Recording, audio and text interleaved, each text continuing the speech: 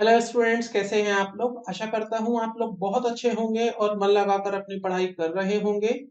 तो आज की इस क्लास में मैं आपके साथ बात करने वाला हूं इनकम अंडर हेड सैलरी में जो हमारे रिमेनिंग छोटे छोटे टॉपिक्स रह गए हैं, या मैं कह सकता हूं अगर कोई छोटे छोटे पॉइंट्स रह गए हैं डिस्कशन के लिए। तो आज की इस क्लास में मैं उन टॉपिक्स को, उन पॉइंट्स को कवर करूंगा, आपके साथ डिस्कस करूंगा, और फिर इसके बाद मैं उठाऊंगा आपकी क्वेरीज एंड डाउट्स जो कि आपको प्रैक्टिकल क्वेश्चंस में आ रही हैं। तो यहाँ पर मैं आपको कुछ प्रैक्टिकल क्वेश्चन सॉल्व करके दिखाऊंगा, कैसे उनकी प्रेजेंटेशन एग्जाम में देनी है, कैसे उनको सॉल्व करना है, क्या वहां पर ट्रिक्स हैं जो आपको ध्यान रखनी है, और आपकी कॉन्सेप्ट क्लैरिटी उस पर मैं लेके आऊंगा कि जो कॉन्सेप्ट में आपने पढ़ा था उसको एक्चुअली क्वेश्चन में कैसे आप इम्प्लीमेंट करेंगे। तो बने रहिए मेरे साथ इस क्लास पर, वीडियो को पूरा देखिएगा ताकि आपको क्वेश्चन की अंडरस्टैंडिंग भी अच्छे से क्लियर हो जाए। तो देखिएगा, सबसे पहले हम अपनी बुक पर चलते हैं। बुक में part A, part B, part C में ये देख लेते हैं कि आखिर कौन कौन से पॉइंट्स हैं जो हमने बाद के डिस्कशन के लिए पेंडिंग रखे थे। तो सबसे पहले उन डिस्कशंस को कंप्लीट कर लेंगे और उसके बाद फिर हम स्टार्ट करेंगे अपने न्यूमेरिकल क्वेश्चंस। तो सबसे पहले पार्ट ए पर आते हैं। यहाँ पर आप लिख लीजिएगा, it is a part A जो आपको सबसे पहले शेयर किया गया था। पार्ट ए में हमारे पास एज सच क्या पेंडिंग है, मैं जस्ट एक बार क्विकली पेज गो थ्रू कर लेता हूं।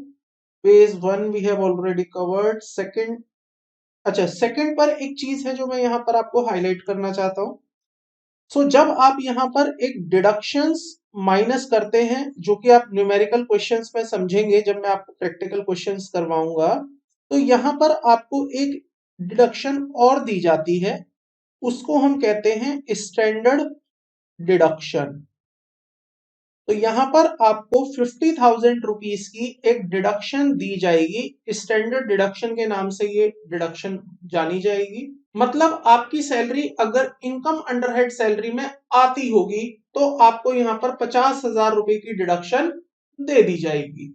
तो ये डिडक्शन कैसे देनी है, कब देनी है और कितने क्वांटम तक देनी है, ये सारी बातें हम समझेंगे न्यूमेरिकल क्वेश्चन जब हमारे सामने आएगा। तो जब भी आपके सामने इनकम अंडर हेड सैलरी में क्वेश्चन आए और एग्जामिनर आपसे पूछे बताइए total income under head salary कितनी होगी, तो यहाँ पर आपको इनकम अंडर हेड सैलरी निकालनी है और उस समय पर आपको डिडक्शन जो कि 50,000 रुपए की यहाँ पर दी गई है, स्टैंडर्ड डिडक्शन कहते हैं इसे, ये आपको यहाँ पर माइनस कर देनी है। तो ये मेरा फिर फॉर्मेट कंप्लीट हो जाएगा, जिसमें मैं फिर से इसको रिपीट कर देता हूं। आप सबसे पहले सैलरी वाला कंपोनेंट लेंगे जिसमें आपका basic salary, pension, annuity, bonus, ये सारी बातें आ जाएंगी। इसके अंदर फिर आप ऐड करेंगे gratuity, leave encashment, commuted pension, uncommuted pension, ये सारी बातें आप यहाँ पर ऐड करेंगे जो कि मेरे रिटायरमेंट बेनिफिट्स के नाम से जानी जाती हैं। इसके बाद आप इसमें ऐड करेंगे परक्यूजिट्स। परक्यूजिट्स ऐड करने के बाद फिर इसके बाद आप इसमें ऐड करेंगे एम्प्लॉयर का contribution to RPF in excess of 12% of salary. तो आपको याद होगा मैंने प्रोविडेंट फंड वाले कॉन्सेप्ट में बताया था कि अगर 12% ऑफ द सैलरी तक का कंट्रीब्यूशन एम्प्लॉयर का है तो वो आपके हाथ में एग्जेम्प्ट है, लेकिन अगर उसके ऊपर का कोई कंट्रीब्यूशन एम्प्लॉयर देगा तो जितना एक्सेस वाला कंट्रीब्यूशन होगा वो आपके हाथ में टैक्सेबल हो जाएगा। सिमिलरली जो उसका इंटरेस्ट होगा जो कि 9.5% से एक्सेस होगा, वो भी यहाँ पर आपका ऐड कर दिया जाएगा। इसके बाद आपके सामने आएगी ग्रॉस सैलरी। ग्रॉस सैलरी में आप माइनस करेंगे डिडक्शंस। तो एंटरटेनमेंट अलाउंस में आपको आज बताऊंगा, एम्प्लॉयमेंट टैक्स में आज बताऊंगा, और इसमें आपको माइनस करनी है डिडक्शन, जो मैं आपको बता चुका हूं कि 50,000 रुपए आप डिडक्शन बतौर माइनस कर लेंगे। तो किसी पर्सन की इनकम लेट से 2 लाख रुपीज आती है इनकम अंडर हेड सैलरी, तो आप वहां पर 50 की उसको डिडक्शन दे देंगे। अगर किसी की इनकम ही 50 आती है तो भी आप उसे 50 की डिडक्शन दे देंगे, और अगर किसी की इनकम कम आती है तब भी वो डिडक्शन ले पाएगा। डिडक्शन की एलिजिबिलिटी पे उसके कोई इंपैक्ट नहीं आएगा। और आज की इस क्लास में एक इंपॉर्टेंट बात और करेंगे, सेक्शन 115 बी ए सी अगर किसी के ऊपर एप्लीकेबल होता है या वो उस रिजीम में जाना चाहता है तो उसे कौन से बेनिफिट सेक्रीफाइस करने पड़ेंगे, कौन से बेनिफिट्स ऐसे हैं जो उसे मिल जाते अगर वो उस ऑप्शन में ना आता, तो उस ऑप्शन में आने की वजह से कौन कौन से बेनिफिट्स हैं जो उसे वो छोड़ने पड़ेंगे या उनका सेक्रीफाइस करना पड़ेगा। इसके बाद आपके सामने था place of approval of salary, so हम इसको ऑलरेडी कवर कर चुके हैं। Chargeability we have already covered, यहां पर कोई आपको डाउट नहीं है। उसके बाद कुछ छोटी छोटी बेसिक बातें थी, ये भी हम पढ़ चुके हैं। रिलीफ हम ऑलरेडी कवर कर चुके हैं। So I am just go throughing the each and every page ताकि हम ये इंश्योर कर ले कि हमारा इस चैप्टर में कोई भी छोटा सा छोटा पॉइंट स्किप ना हो, रह ना जाए, जो कि हमने डिस्कशन का पार्ट ना बनाया हो। इसके बाद आइएगा, ग्रेडिंग सिस्टम में आपको ऑलरेडी बता चुका हूं, टर्म्स भी आपको क्लियर हैं, अलाउंसेस हम पढ़ चुके हैं, हाउस रेंट अलाउंस, आज मैं आपको हाउस रेंट अलाउंस के क्वेश्चंस भी करवाऊंगा। इसके बाद आप आइएगा, स्पेशल अलाउंस हम ऑलरेडी कवर कर चुके हैं। यहां पर एक मैं आपको चेंज करवाना चाहूंगा, देखिएगा पेज नंबर 11 पर जब आप आएंगे तो यहां पर पेज नंबर 11 पर देखिए, transport allowances granted to an employee to meet his expenditure, इसको आप डिलीट कर दीजिएगा, it is no more there. तो ये जो 3200 रुपए वाला अलाउंसेस आप देख रहे हैं, ये यहां पर नहीं है, इसको आप कट कर दीजिएगा। अब यहां पर जो 3200 रुपए का अलाउंस दिया जाता है, वो दिया जाता है transport allowance to an employee who is blind और डीफ। तो अगर आपने किसी ब्लाइंड एम्प्लॉय को, डीफ एम्प्लॉय को ट्रांसपोर्ट अलाउंस दिया है, तो वो उसके हाथ में एक बार को एग्जम्प्ट हो जाएगा on the basis of this condition, 3250 रुपए पर मंथ का। लेकिन अगर आपने इसके अलावा किसी और एम्प्लॉय को ये ट्रांसपोर्ट अलाउंस दिया है, then it is fully taxable. आप आइएगा पेज नंबर 8 पर, तो पेज नंबर 8 पर यहां पर क्लियरली लिखा है transport allowance to employee other than the blind employee is fully taxable. तो ये वाली जो लिस्ट आप देख रहे थे, ये फुल्ली टैक्सेबल की लिस्ट थी। तो अगर आप किसी को ट्रांसपोर्ट अलाउंस देते हैं और वो अदर देन ब्लाइंड और डीफ एम्प्लॉय है, तो उस केस में वो फुल्ली टैक्सेबल है। बट अगर वो ब्लाइंड और डीफ एम्प्लॉय है, तो उस केस में 3250 रुपए तक की एग्जेम्पशन मिल जाएगी पेज नंबर 11 पर। तो यहां पर मैं फिर से रिपीट कर देता हूं, मैंने ये वाला पार्ट आपसे डिलीट करवा दिया है। तो जो जो इन वीडियोस को देख रहे हैं, वो इन यहाँ पर इस पॉइंट को डिलीट कर सकते हैं। Otherwise I will also cover the same thing in the Sunday live session, जो कि हमारा कल होने वाला है। चलिए, इसके बाद नेक्स्ट पेज पर हमारा कुछ भी नहीं रह रहा है। ये मैंने फुल्ली एग्जेम्प्ट वाले अलाउंस आपको होमवर्क में दिए थे, तो आई होप आपने पढ़ लिए होंगे, और इसमें ऐसी कोई टेक्निकल चीज नहीं थी जो मुझे आपके साथ डिस्कस करनी हो। तो ये है मेरे सामने सेक्शन 115 बीएसी, इसकी बात मैं अभी आपसे करता हूं। इससे पहले देख लेते हैं क्या इस वाले पार्ट में हमारा और भी कुछ रह रहा है या नहीं। एंटरटेनमेंट अलाउंसेस है एंड प्रोफेशनल टैक्स है, इसके बाद दैट्स इट। तो चलिए आज का डिस्कशन स्टार्ट करते हैं। सबसे पहले मैं आपके साथ बात कर लेता हूं सेक्शन 115 बीएसी के बारे में, entertainment allowance, then employment tax, और फिर उसके बाद परक्यूजेट वाले पार्ट पर सेम तरीके से देखेंगे कि क्या कोई पॉइंट हमारा डिस्कशन के लिए रह गया है या नहीं। तो आइए सेक्शन 115 बीएसी की बात करते हैं। देखिए, मैं आपको पहले चैप्टर से बता रहा हूं, इनकम टैक्स में दो रिजीम है आपके पास इनकम टैक्स पे करने के लिए। पहला रिजीम जिसमें आप ये कहते हैं कि सरकार, जैसे पहले कहानियां चल रही थी, जैसे पहले सिस्टम चल रहा था, वैसे ही सब कुछ चलने दो। मैं आपको नॉर्मल मेरे स्लैब रेट के हिसाब से टैक्स दे दूंगा, जो कि 2.5 लाख रुपए तक कोई टैक्स नहीं होगा। 2.5 लाख के बाद अगले 2.5 लाख रुपए पर 5%, फिर 10%, और फिर 30% का, सॉरी 5%, 20% और फिर 30% का टैक्स होगा। अच्छा, यहां पर एक चीज मेरे को अभी जस्ट स्ट्राइक हुई, जो मैं आप लोगों के साथ शेयर कर दूं। बेसिक कॉन्सेप्ट में कई लोगों के मेरे पास व्हाट्सएप पर, टेलीग्राम पर और कॉल्स पर भी ये डाउट आए कि सर नॉन रेजिडेंट के लिए स्लैब रेट क्या होगा, नॉन रेजिडेंट के लिए स्लैब रेट क्या होगा। तो यहां पर मैं आपको बता दूं, जब आप बेसिक चैप्टर वाला मेरा स्लैब रेट का रेट ऑफ टैक्स वाला पेज देखेंगे, वहां पर मैंने क्लियरली लिखा हुआ है कि अगर कोई पर्सन रेजिडेंट है और वो 80 साल से ज्यादा है, तो 5 लाख तक कोई टैक्स नहीं। अगर कोई पर्सन रेजिडेंट है और वो 60 साल से ज्यादा है तो 3 लाख तक कोई टैक्स नहीं। और उसके ऊपर वाली टेबल में मैंने लिखा है अगर कोई पर्सन है, मैंने वहां लिखा है अगर कोई पर्सन है जो इंडिविजुअल है और एचयूएफ है तो उसे 2.5 लाख रुपए तक कोई टैक्स नहीं। तो यहां पर आप खुद सोचिए, जब मैं 5 लाख वाले स्लैब पे लिख रहा हूं अगर कोई पर्सन है जो कि रेजिडेंट इंडिविजुअल है और 80 साल से ज्यादा है, तो क्या यहां पर नॉन रेजिडेंट कवर होगा? बिल्कुल नहीं होगा। तो नॉन रेजिडेंट के लिए 5 लाख वाली कोई बात नहीं आई। फिर 3 लाख वाले पर आके देखिए, मैंने लिखा अगर कोई पर्सन इंडिविजुअल रेजिडेंट है और एज 60 साल से ज्यादा है तो क्या यहाँ पर नॉन रेजिडेंट कवर होगा? यहाँ पर भी कवर नहीं होगा। अब आप पहले वाले पॉइंट को पढ़िए जहां पर मैंने लिखा है अगर कोई पर्सन इंडिविजुअल और एचयूएफ है, तो इंडिविजुअल में तो रेजिडेंट भी है और नॉन रेजिडेंट भी है, 60 साल से कम वाला भी है और ऊपर वाला भी है, लेकिन ऊपर वाला कौन? Non resident. तो क्रक्स की ये है कि अगर कोई नॉन रेजिडेंट चाहे 60 साल से कम का है, चाहे 60 से ऊपर का है, चाहे 80 से ऊपर का है, उसके लिए 2.5 लाख रुपए का ही स्लैब अवेलेबल होगा। उसको हम फिर 3 लाख और 5 लाख वाला स्लैब नहीं देंगे। 3 और 5 वाला स्लैब केवल रेजिडेंट को दिया गया है, नॉन रेजिडेंट के लिए स्लैब नहीं होगा। क्लियर है? हाँ, तो मैं आपको ये बता रहा था सेक्शन 115 BAC जब इंट्रोड्यूस किया गया तो वहां पर आपको ये बोला, फिर से रिपीट कर लेते हैं। देखिए नई रिजीम में क्या कहा गया टैक्सेशन को लेकर। तो यहां पर इन्होंने बोला कि जो आपके फर्स्ट 2,50,000 की इनकम होगी हम आपसे कोई टैक्स नहीं लेंगे।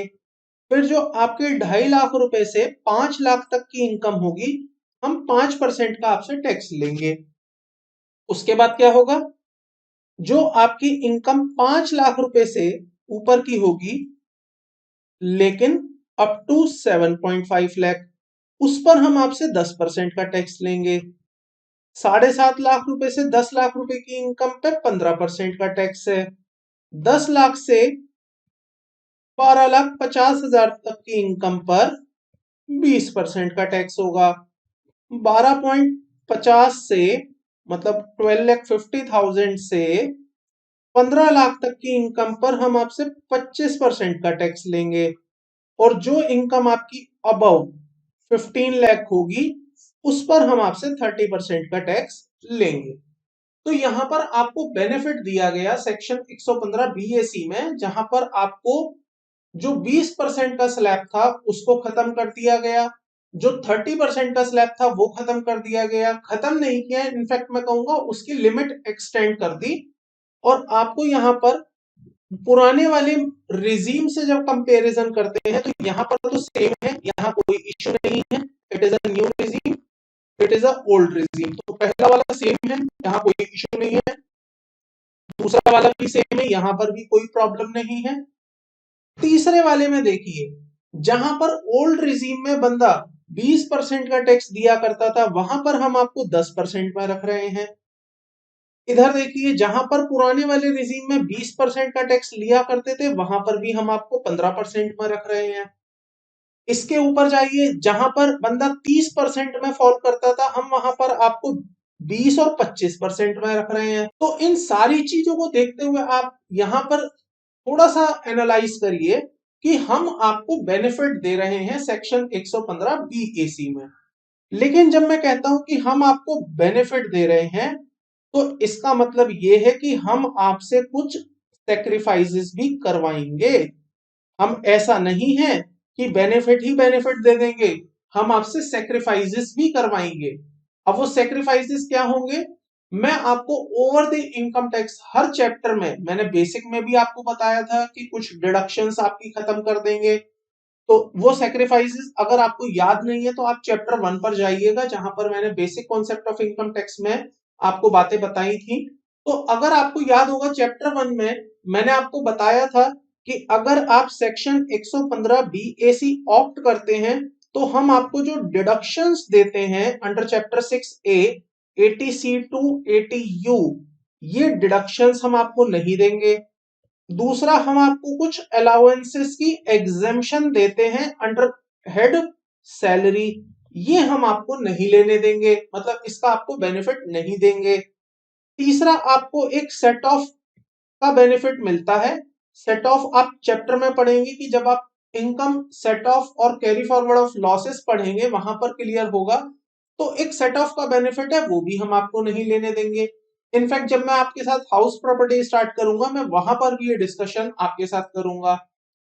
तो इस तरह से यहाँ पर कुछ रेस्ट्रिक्शंस लगाई गई हैं कि अगर आप सेक्शन 115 बीएसी में आते हैं तो हम आपको ये बेनिफिट्स होंगे वो नहीं लेने देंगे, या ये कुछ एडवांटेजेस होती हैं इनकम टैक्स एक्ट में, वो आपके लिए अवेलेबल नहीं होंगी। अब यहां पर एक क्वेश्चन मेरे पास आता है काफी स्टूडेंट्स का कि सर सेक्शन 115 बीएसी ज्यादा अच्छा है या पुराना रिजीम ज्यादा अच्छा है। तो देखिए, एग्जाम के पॉइंट ऑफ व्यू से आंसर सुनिएगा, प्रैक्टिकल लाइफ का आंसर मैं आपको अलग बताऊंगा, एग्जाम के पॉइंट ऑफ व्यू से आंसर अलग आएगा। अब एग्जाम के पॉइंट ऑफ व्यू से आंसर देखते हैं क्या है। आपको दो सिनेरियो दिए होंगे क्वेश्चन में, फैक्ट्स फैक्ट्स के नीचे दिया होगा if he opt for a section 115 BAC, if he does not opt for a section 115 BAC. तो आपको क्या करना है, दोनों ही सिनेरियोज में अपनी इनकम टैक्स लाइबिलिटी कंप्यूट करनी है। अगर ऑप्शन 1 होगा तो, अगर ऑप्शन 2 होगा तो, और जो भी ऑप्शन में आपकी इनकम टैक्स लाइबिलिटी कम आ जाए,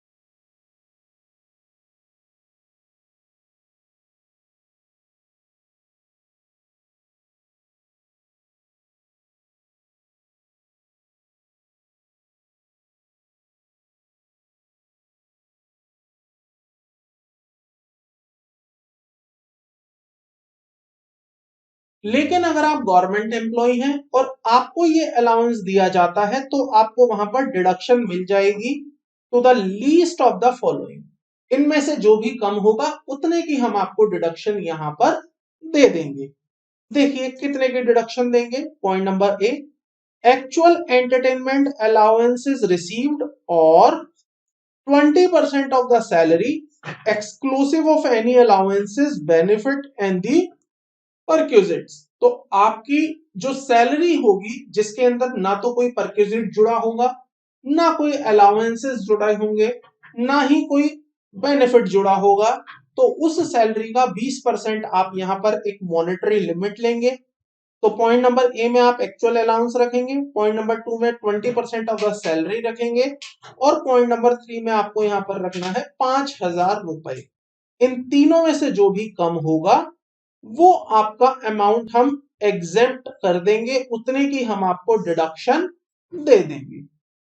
कैसे दी जाएगी डिडक्शन, मेथड ऑफ डिडक्शन यहां पर दिया हुआ है। Entertainment allowances received is fully taxable and first is to be included in the salary.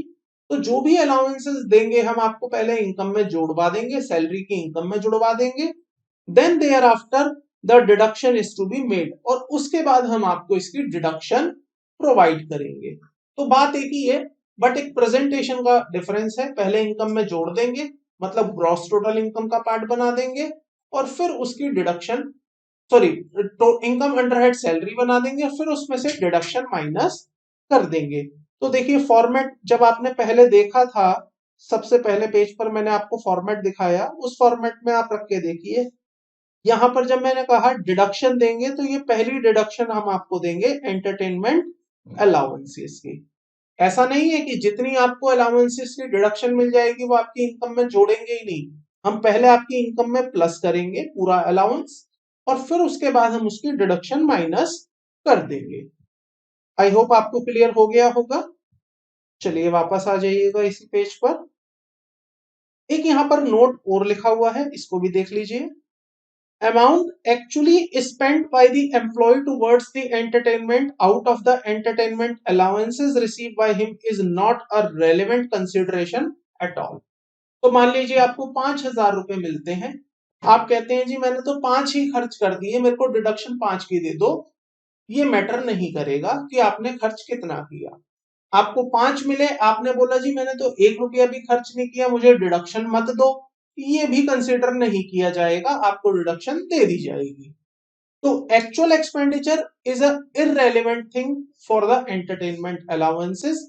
यहां पर आपको जो डिडक्शन दी जाएगी on the basis of these 3 points which ever is least के हिसाब से दे दी जाएगी। एक्चुअल एक्सपेंडिचर आपको यहां पर नहीं देखना होगा। आइएगा, इसके बाद है हमारे पास प्रोफेशनल टैक्स ऑन एम्प्लॉयमेंट। तो अगर आपका कोई प्रोफेशनल टैक्स बनता है ऑन एम्प्लॉयमेंट तो उसकी भी आपको सैलरी के अंदर कुछ वैल्यूएशन करनी होती है। देखिए क्या होता है ये। Article 276 of the constitution of India empower central government local authorities to collect the professional tax. जब आप अपने ऑफिस में काम करने जाएंगे वहां पर आप इसकी प्रैक्टिकल एप्लीकेशन देखेंगे, प्रोफेशनल टैक्स क्या होते हैं, किसके ऊपर लगते हैं। किसके ऊपर लगते हैं ये तो मैंने बता ही दिया, सेंट्रल गवर्नमेंट और लोकल अथॉरिटीज के पास पावर है प्रोफेशनल टैक्स लगाने की। अब उसकी एप्लीकेबिलिटी को समझने के लिए आपको वो वाला लॉ समझना पड़ेगा। चलिए देखते हैं क्या है। Paid by person engaged in a business और प्रोफेशन। अगर कोई पर्सन बिजनेस और प्रोफेशन में एंगेज्ड है तो professional tax is allowed to be debited to P&L on actual payment basis. मान लीजिए आप बिजनेस करते हैं, ये मैं बात आपको PGBP के चैप्टर में भी बताऊंगा। तो मान लीजिए आप कोई बिजनेस करते हैं और आपके ऊपर प्रोफेशनल टैक्स एप्लीकेबल होता है, तो जो भी आपका प्रोफेशनल टैक्स होगा आप उसे खर्चा मान लेंगे और अपने P&L अकाउंट में डेबिट कर देंगे, नॉर्मल एक्सपेंडिचर मानते हुए। अगर ये प्रोफेशनल टैक्स एम्प्लॉय पे करता है तो उस प्रोफेशनल टैक्स की उसे डिडक्शन दे दी जाएगी, जो कि मैंने अभी आपको फॉर्मेट दिखाया था एंटरटेनमेंट अलाउंस के। इसके नीचे आपको एक डिडक्शन और दी गई थी प्रोफेशनल टैक्स की, तो वहां पर आपको डिडक्शन दे दी जाएगी। और अगर आपका ये पैसा प्रोफेशनल टैक्स का जो पैसा है एम्प्लॉयर पे करता है ऑन बिहाफ ऑफ एम्प्लॉय, मतलब अब यहां पर एम्प्लॉय नहीं पे कर रहा है, आपका एम्प्लॉयर पे कर रहा है, तो उस केस में क्या होगा। Professional tax so paid by the employer shall be first taxable as a monetary perquisite. पहले हम उसे आपका मॉनेटरी परक्यूजिट बना देंगे, आपकी इनकम में जुड़वा देंगे in the hands of employ. फिर उसके बाद क्या करेंगे, देखिए such professional tax so paid by the employer is allowed as deduction. तो देखिए जब मैंने प्रोफेशनल टैक्स एम्प्लॉयर से पे करवाया था तो वो आपने मॉनेटरी परक्यूजिट बनाते हुए मेरी इनकम में जोड़ दिया था, लेकिन अल्टीमेटली तो ये प्रोफेशनल टैक्स पे हुआ है, तो मुझे यहाँ पर इसकी डिडक्शन भी दे दी जाएगी। तो यहाँ पर डिडक्शन दे दी जाएगी under the gross salary under section 16 clause 3 on a actual payment basis. तो यहां पर आपको दो डिडक्शन दे दी गई, पहली एंटरटेनमेंट अलाउंसेस की और दूसरी डिडक्शन आपको दी गई प्रोफेशनल टैक्स की। प्रोफेशनल टैक्स अगर आप PGBP में करते हैं, बिजनेस एंड प्रोफेशन में पे करते हैं, तो आपका खर्चा है P&L में डालिए। अगर आप इसे अदरवाइज करते हैं, एम्प्लॉयमेंट में करते हैं, एम्प्लॉय खुद पे करता है, तो आपको डिडक्शन दे देंगे। एम्प्लॉयर पे करता है तो पहले आपकी इनकम में परक्यूजिट जोड़ेंगे और बाद में इसकी डिडक्शन आपको माइनस करवा देंगे। और तीसरे नंबर पर आपके सामने डिडक्शन आती है स्टैंडर्ड डिडक्शन। तो इसको आप यहां पर लिख लीजिएगा, standard deduction shall be allow rupees 50,000 against the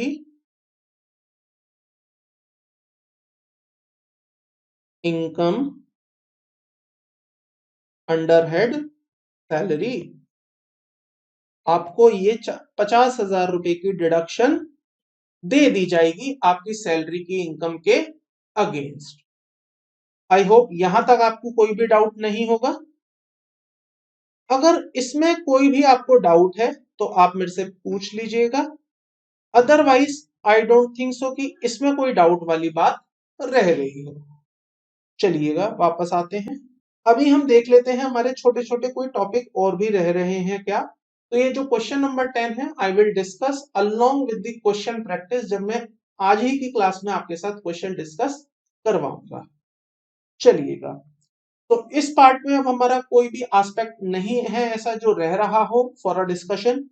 I am moving forward to the part B. Part B जो कि हमारा था परक्यूजिट्स के बारे में। परक्यूजिट को एक बार गो थ्रू कर लेते हैं from starting of this page, जो कि हमारा था पार्ट बी परक्यूजिट। इसमें देख लेते हैं कि क्या हमारा कोई ऐसा पॉइंट है जो डिस्कशन के लिए रह गया है। So I am just go throughing it again.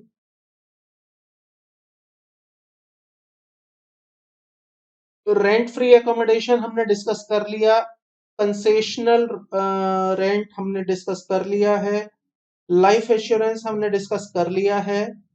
इसके बाद हमारे पास है स्पेसिफाइड सिक्योरिटी स्वीट इक्विटी हमने डिस्कस कर ली। सुपर एन्युएशन फंड ये भी हम डिस्कस कर चुके हैं, 7.5 लाख रुपए से ऊपर वाला, कि अगर आपका एम्प्लॉयर आपके रिकॉग्नाइज प्रोविडेंट फंड में, एनपीएस में या सुपर एन्युएशन फंड में 7.5 लाख रुपए से कुछ ज्यादा कंट्रीब्यूट करता है, तो जितना भी पैसा 7.5 लाख रुपए से ज्यादा का होगा वो आपका सारा का सारा टैक्सेबल हो जाएगा एज ए परक्यूजिट। इसके बाद annual accretion is a same, ये ऊपर भी मैंने आपको बता दिया था। एनी अदर बेनिफिट्स में हमने एक लिस्ट देखी थी, 8 हमारे पास नाम थे, इनफैक्ट 9 थे, जिसमें सबसे पहला था, एक बार लिस्ट देख लेते हैं यहां से अदर बेनिफिट्स वाले में। फ्रेंच बेनिफिट लिस्ट में इंटरेस्ट फ्री लोन था, दूसरे नंबर पर facility of a travelling touring था, फ्री फूड था, gift to employee, expense on a credit card, club facility, use of employer movable asset, sale of a movable asset, और ये सारे बेनिफिट्स हमने यहाँ पर डिस्कस किए थे।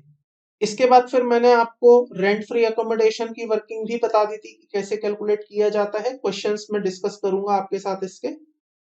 और इनफैक्ट इस चैप्टर में मैंने आपके साथ सारी बातें कर ली थी, इसमें आई डोंट थिंक सो कि हमारा कोई पॉइंट रह रहा है। एक बार और नीचे तक मैं देख लेता हूँ। कुछ स्पेशल पॉइंट इसमें लिखा हुआ था पिकअप एंड ड्रॉप फैसिलिटीज वाले पॉइंट पर, मोटर कार यूज में, तो ये मैंने आपको होमवर्क दिया था, इसमें ऐसी कोई बताने वाली बात नहीं है, आई बिलीव आपने पढ़ लिया होगा। इसके बाद ये सारी facilities I have already discussed with you. Obligation ये भी हमने कर लिया था, लाइफ इंश्योरेंस पॉलिसी हमने कर ली थी, स्वीट इक्विटी शेयर कर लिया है, मेडिकल फैसिलिटी कर ली है, एलटीए एलटीसी भी मैंने आपके साथ डिस्कस कर लिया था। अब मेरे पास इस चैप्टर में, इस पार्ट में कुछ भी नहीं बचता जो मुझे आपके साथ डिस्कस करना हो। आ जाते हैं स्टूडेंट्स पार्ट सी पर। पार्ट सी था हमारा रिटायरमेंट बेनिफिट्स का। रिटायरमेंट बेनिफिट्स में हमारे पास कुछ रिटायरमेंट बेनिफिट्स की लिस्ट थी, जिसमें contribution made to provident fund था, आई हैव ऑलरेडी डिस्कस, जिसमें मैंने आपको बताया था कि एक एसपीएफ होगा, एक आरपीएफ होगा, एक यूआरपीएफ होगा और एक पीएफ होगा। तो पीएफ में आपको एटीसी में बताऊंगा। इन तीन के बारे में मैंने आपके साथ डिस्कशन किया था। ग्रेचुटी मैंने आपको बता दी, पेंशन मैंने आपको बता दी थी, retrenchment compensation we have already covered it, voluntary retirement भी हम कर चुके हैं, leave salary and leave encashment का पार्ट भी हम क्लियर कर चुके हैं। आइएगा यहाँ पर एक करेक्शन है क्वेश्चन नंबर 3 में, वैसे तो मैंने आपको ये टेलीग्राम पर भी अपडेट कर दिया है। ये जो आंसर मैंने यहाँ लिखा है 2,16,000, it is not 2,16,000, the actual answer is 1,87,200। तो 1,87,200 shall be the exempted amount of a gratuity. तो इसको आप ठीक कर लीजिएगा। बाकी यहाँ पर एज सच कोई करेक्शन नहीं है और कोई पॉइंट हमारा नहीं रह रहा है। सो दैट्स इट स्टूडेंट, ये था conceptual study and the conceptual points for the income under head salary। जो सेक्शन 115 BAC वाला पॉइंट है वो भी मैंने आपके साथ डिस्कस कर लिया है, अब उसमें भी कोई नई बात और नहीं है। तो इन सारी बातों के साथ मेरा चैप्टर यहां पर कंप्लीट हो जाता है, इनकम अंडर हेड सैलरी। अब इसमें ऐसी कोई बात नहीं है जो आपके साथ डिस्कस की जाए, except the one thing which is the question. तो अब बात आती है क्वेश्चंस की। क्वेश्चंस प्रैक्टिस करने हैं, क्वेश्चन की प्रेजेंटेशन देखनी है, एग्जाम में कैसे प्रेजेंट करना है, क्वेश्चन कैसे लिखना है, ये सारी बातें मैं आपके साथ करूंगा अब रिमेनिंग वीडियो में। तो अब मैं स्टार्ट करूंगा आपके साथ क्वेश्चन का डिस्कशन, एक एक करके क्वेश्चंस उठाएंगे, क्वेश्चन कैसे सॉल्व करने हैं वो सारी बातें आपके साथ यहां पर की जाएंगी। देखिएगा स्टूडेंट, क्वेश्चन नंबर 6 HRA का क्वेश्चन है जो मैंने आपको पार्ट ए में होमवर्क दिया था, तो आप पार्ट ए पर वापस आ जाइएगा एक बार अपनी बुक में। क्वेश्चन नंबर 7 है जो मैंने आपको होमवर्क दिया था, एंड क्वेश्चन नंबर 5 है जो मैंने आपको होमवर्क दिया था। तो अगेन 5 अभी भी आप होमवर्क में ही ट्राई करिएगा, अगर आपको कहीं प्रॉब्लम आती है तो आप मुझे पूछ सकते हैं। वैसे ये क्वेश्चन मैंने ICAI के स्टडी मटेरियल में से लिया है, तो अगर आपको इसके आंसर को टाई बैक करना हो, फाइनल आंसर टैली करना हो, तो आप वहां से भी इसको देख सकते हैं। ये as it is copy paste question है वहीं से।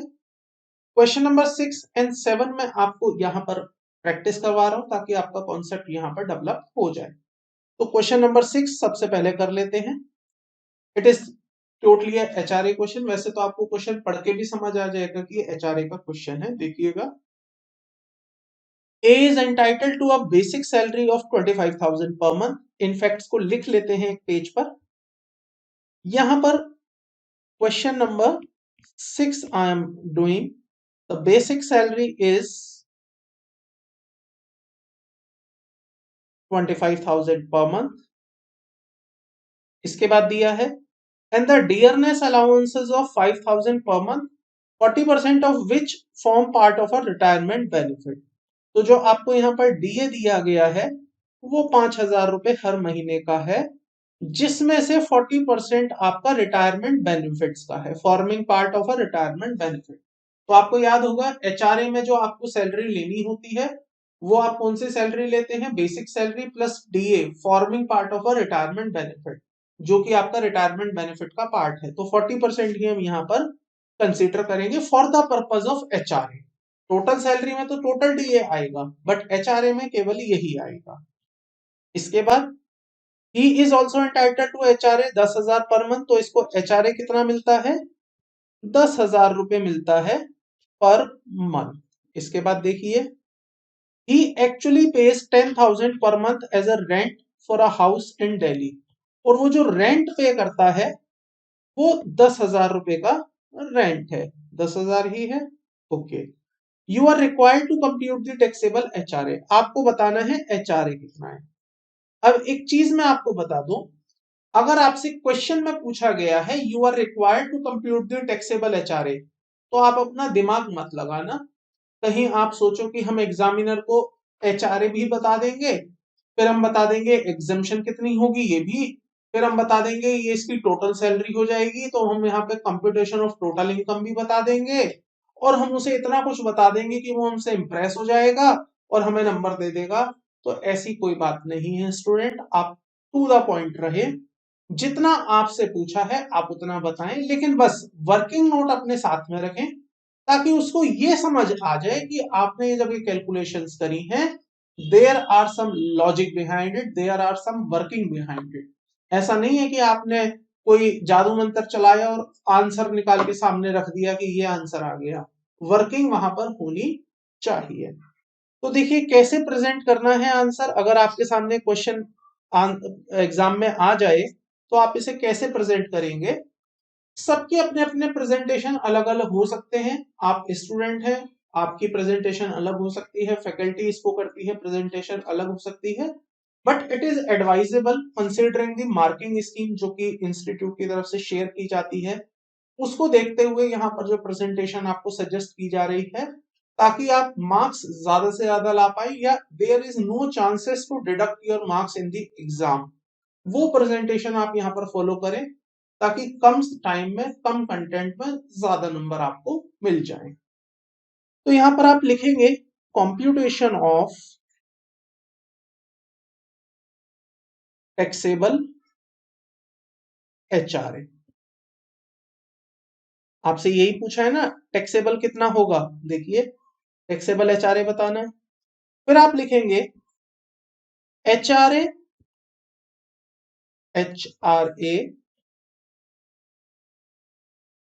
is exempt as per the list of following।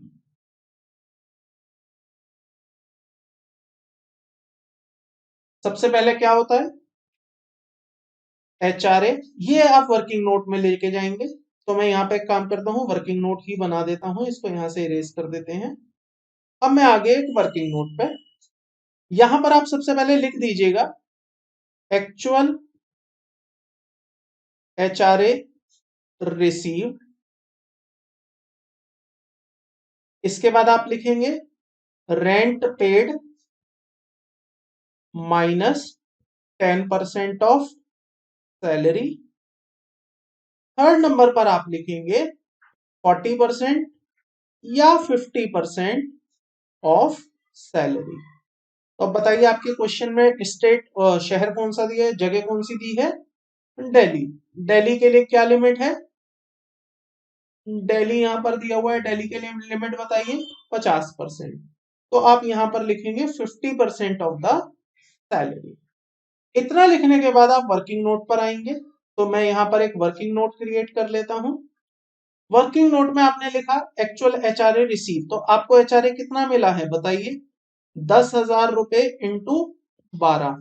आपको जो एचआरए मिला 1,20,000 रुपए मिला।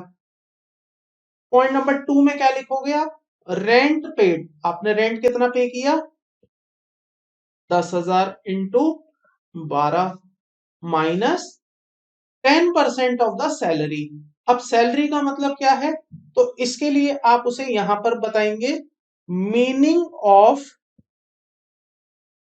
सैलरी, या आप ऐसे भी लिख सकते हैं calculation of salary for the purpose of HRA. HRA के लिए सैलरी का क्या मतलब होगा, सबसे पहले आएगी बेसिक सैलरी, दूसरे नंबर पर आएगा DA forming part of retirement benefit. Short form मत यूज करिएगा, फुल फॉर्म ही लिखिए, ये केवल पावर मेरे पास है कि मैं शॉर्ट फॉर्म यूज कर सकता हूं, आपके लिए नहीं है। थर्ड नंबर पर आपको लिखना है commission if based on a fixed percentage of turnover. तो अब बताइए इसकी कैलकुलेशन अगर मैं करूं तो बेसिक सैलरी आपकी कितनी आ गई है, बेसिक सैलरी है मेरे पास 25,000 रुपए इंटू 12, जो भी अमाउंट आ जाएगा, कैलकुलेटर ले लेते हैं यहां से। तो बेसिक अमाउंट है, बेसिक सैलरी है 25,000 इंटू 12, 3,00,000 रुपीज। उसके बाद डीए आपको लेना है, डीए यहां पर कितना दिया है क्वेश्चन में देखिए 5,000 रुपए पर मंथ है, लेकिन यहां पर 40% ही रिटायरमेंट बेनिफिट का पार्ट है। तो 5,000 का 40%, 5,000 का 40% इंटू 12, जो कि कितना आ जाएगा 2,000 इंटू 12, 24,000। कमीशन को हमारे क्वेश्चन में नहीं है, तो टोटल सैलरी कितनी आ गई 3,24,000। इस 3,24,000 को आप यहां लिख सकते हैं वर्किंग नोट नंबर 2। अब वर्किंग नोट नंबर 2 के बेसिस पर आप यहां आएंगे और यहां लिखेंगे 10% ऑफ 3,24,000। तो आपका आंसर यहां आ जाएगा पॉइंट नंबर 2 में 1,22,000 माइनस 3,24,000, दैट इज 8,7,600। 87,600। और पॉइंट नंबर 3 में आपको लेना है 50% ऑफ द सैलरी। तो 50% ऑफ सैलरी मतलब ये वाली जो सैलरी है 3,24,000 into 50% which is 324 into 50% is 162। तो अब बताइए आप मुझे, सबसे पहले आपके सामने है 1,20,000 रुपए एक, 87,602 और 1,62,000 रुपए। इन तीनों में से क्या कम है? Which ever is least? 87,600। तो विच एवर इज लीस्ट क्या हो गया? एग्जेम्प्ट हो गया। Which ever is least is a exempt amount. तो टैक्सेबल कितना हो जाएगा? आप यहां पर इसको लिखेंगे। टैक्सेबल के लिए फॉर्मूला क्या देंगे? Amount received minus exemption. तो यहां पर आप रखिए अमाउंट रिसीव कितना हुआ है? 10,000 रुपए पर मंथ, मतलब 1,20,000 रुपए माइनस 87,600 रुपए। तो यहां पर जो टैक्सेबल अमाउंट आ जाएगा वो कितना आ जाएगा? कर लीजिए एक बार। 120 माइनस 87,600 दैट इज 32,400। ये है सर वो amount which is taxable as a HRA, which is taxable as a HRA under the income under head salary। यहां तक कोई भी डाउट है किसी को भी? आई बिलीव यहां पर कोई भी डाउट किसी को नहीं होना चाहिए। वापस आइएगा क्वेश्चन पर। So question number 5 we have already covered, इसको हमने कंप्लीट कर लिया। अब बात करते हैं क्वेश्चन नंबर 6 हमने कंप्लीट कर लिया। अब बात करते हैं क्वेश्चन नंबर 7 की। ये भी अच्छा क्वेश्चन है। यहां पर आपका एक फैक्टर यूज होता है। फैक्टर मींस जहां पर कुछ ब्रेक आता है। क्वेश्चन को पढ़ेंगे फिर आपको समझ आ जाएगा कि मैं यहां पर क्या आपको समझाना चाहता हूं। पढ़िएगा क्वेश्चन को एक बार। Mister X employed at a Delhi, वो दिल्ली में एम्प्लॉयड है, as a senior manager of a Y limited. The particular of his salary for a previous year 2020-21 are as under. तो जो उनकी सैलरी है वो 20-21 में कुछ इस तरह से है। बेसिक सैलरी उन्हें मिलती है 30,000 रुपए पर मंथ। डियरनेस अलाउंस उन्हें मिलता है which is a forming part of a basic salary is a 10,000 per month. Convince allowance उन्हें मिलता है पर्सनल पर्पज से मिलता है, that is a 5,000 rupees per month.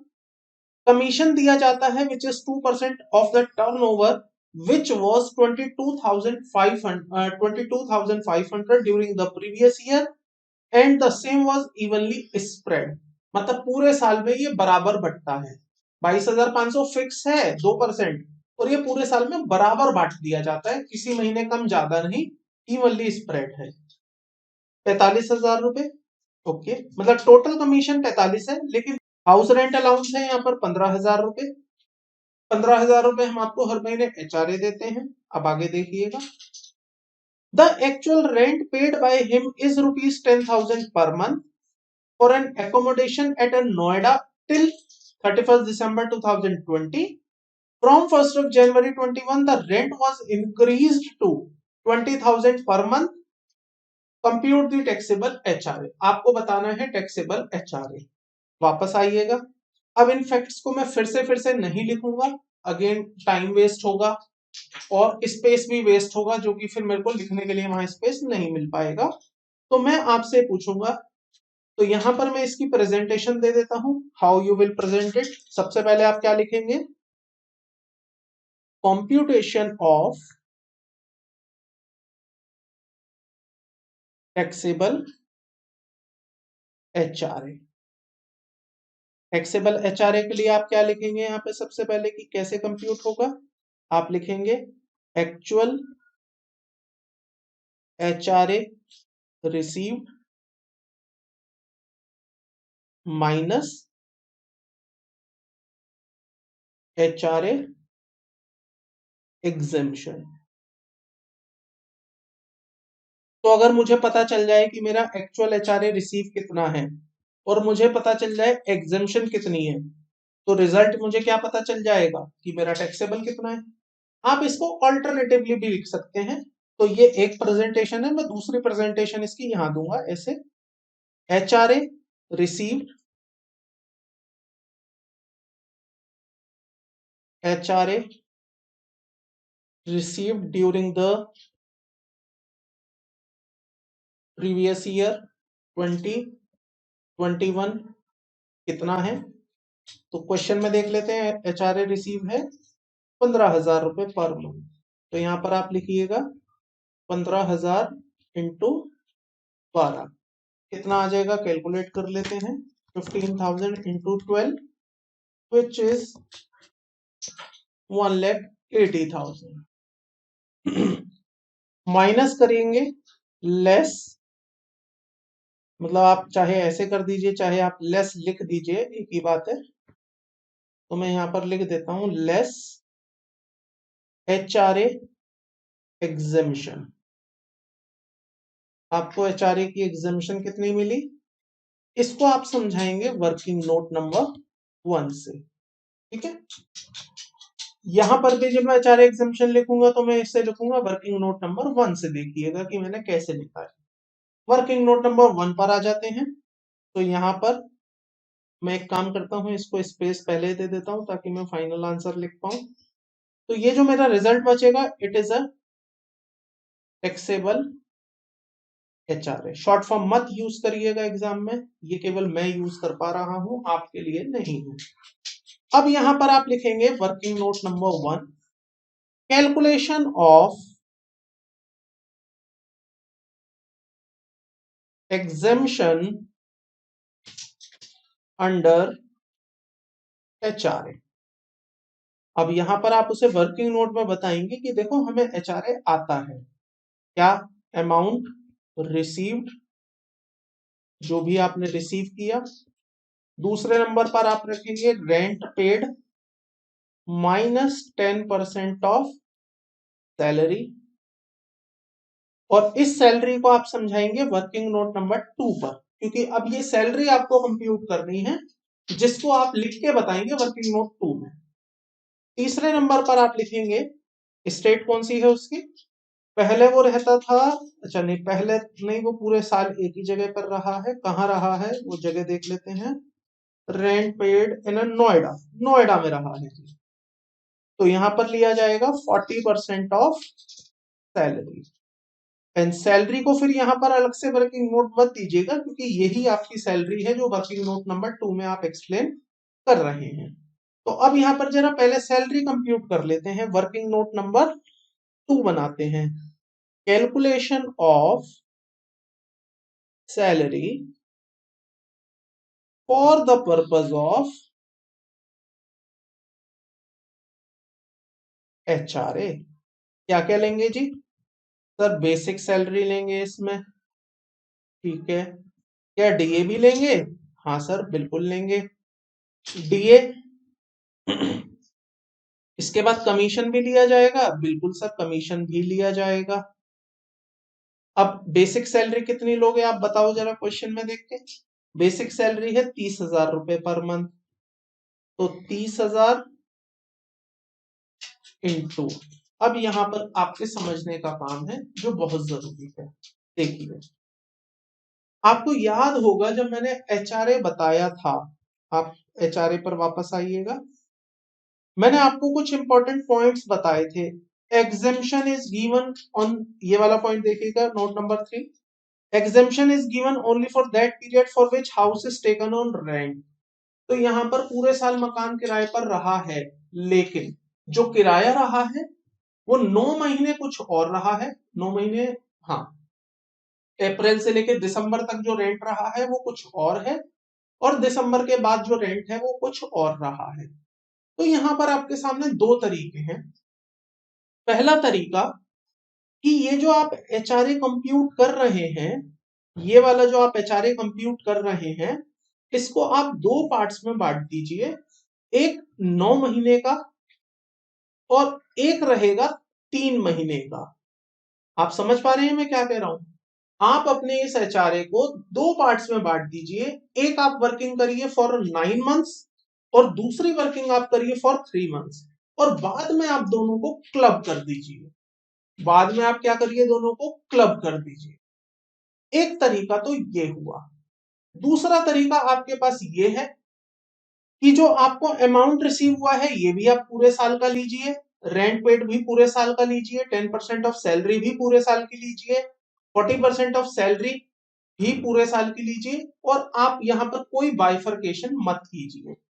लेकिन मैं आपको सजेस्ट करूंगा इस वाले क्वेश्चन में तो केवल आपका एचआरए जो आपने रेंट पे किया है उसके अमाउंट में वेरिएशन हुआ है कि पार्ट ऑफ द ईयर आपका कुछ और रेंट था और पार्ट ऑफ द ईयर आपका रेंट कुछ और हो गया। लेकिन अगर आपके फैक्टर्स कुछ और हो गए, मान लीजिए आपके क्वेश्चन में ऐसे बोल दिया कि जो आपकी सैलरी थी, क्वेश्चन पर वापस आते हैं, आपकी जो सैलरी थी वो 2 महीने इतनी थी और बाकी 10 महीने इतनी थी, फिर जो आपका डियरनेस अलाउंस था वो बदल गया, फिर आपका जो कमीशन था वो बदल गया, या आपके फैक्टर्स बदल गए। फैक्टर का मतलब जिन जिन पॉइंट्स पर, जिन एट्रीब्यूट्स पर आपका क्वेश्चन डिपेंड करता है, आपका आंसर डिपेंड करता है, अगर वो एट्रीब्यूट्स बदल जाएंगे तो उस केस में आपका पूरा का पूरा आंसर बदल जाएगा, अगर आप वहां पर उसको पार्ट्स में स्प्लिट नहीं करेंगे। तो जो क्वेश्चन नंबर 5 मैंने आपको होमवर्क दिया है वो उसी पर बेस्ड है। क्वेश्चन नंबर 5 में इतनी बातें हैं जो चेंज हुई हैं कि पहले 2 महीने ऐसा रहा, अगले 4 महीने में ये हो गया, उसके बाद अगले 3 महीने ये रहा, फिर उसके अगले महीने ये रहा। एग्जाम्पल और लेता हूं, मान लीजिए पूरे साल में से आपने 2 महीने रेंट दिया ही नहीं, तो उस केस में वर्किंग पूरी बदल जाएगी, क्योंकि जब आप 2 महीने रेंट नहीं देंगे ना तो आपको जो 10% ऑफ द सैलरी लेना है वो भी 10 महीने की सैलरी का ही लेना है, ना कि पूरे साल की सैलरी का लेना है। अगर आपको एचआरए में 10 महीने ही मिला है तो वो भी 10% ऑफ द सैलरी 10 महीने का लेना है। तो मैं आपको एडवाइस करूंगा कि आप इस एचआरए की कैलकुलेशन को भी 2 पार्ट्स में स्प्लिट करिएगा। एक करिएगा आप अपने 9 मंथ्स वाला और एक करिएगा 3 मंथ्स वाला, बाद में हम उसको जोड़ देंगे और जोड़ने के बाद जो आंसर आएगा उसको कंसीडर कर लेंगे। तो आप यहां पर क्या करिएगा, स्प्लिट कर दीजिए इसको, यहां पर लिखिए 9 मंथ्स। 9 मंथ्स कौन से लिख रहा हूं मैं, देख लीजिए क्वेश्चन में एक बार। 9 मंथ्स लिख रहा हूं मैं, उसने नोएडा में 31 दिसंबर 2020 तक रहा, अप्रैल मई जून जुलाई अगस्त सितंबर अक्टूबर नवंबर दिसंबर, और उसके बाद फिर उसका जो किराया है वो 20,000 रुपए हो गया। तो 3 महीने में यहां पर रखूंगा और बाद में दोनों को मैं क्लब कर दूंगा। अब बताइए, amount received as HRA, as HRA कितना पैसा दिया आपने उसे एचआरए के बतौर, 15,000 रुपए पर मंथ। तो यहां पर क्या आ जाएगा, 15,000 इंटू 9, कैलकुलेट कर लेते हैं, 15,000 इंटू 9, 1,35,000। रेंट पेड, उसने किराया कितना पे किया, 10,000 रुपए। तो यहां पर आ जाएगा 10,000 इंटू 9 माइनस, लिख देता हूं मैं इसको फिर से,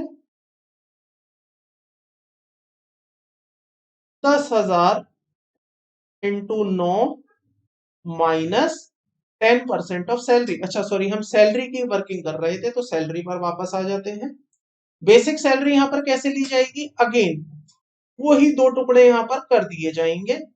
9 महीने की सैलरी अलग है, 30,000 इंटू 3 महीने की सैलरी अलग है। It is for 9 months, it is for 3 months. DA, DA कितना है क्वेश्चन में हमारे, डीए है 10,000 रुपए पर मंथ, तो ये 10,000 रुपए जोड़ दिए जाएंगे।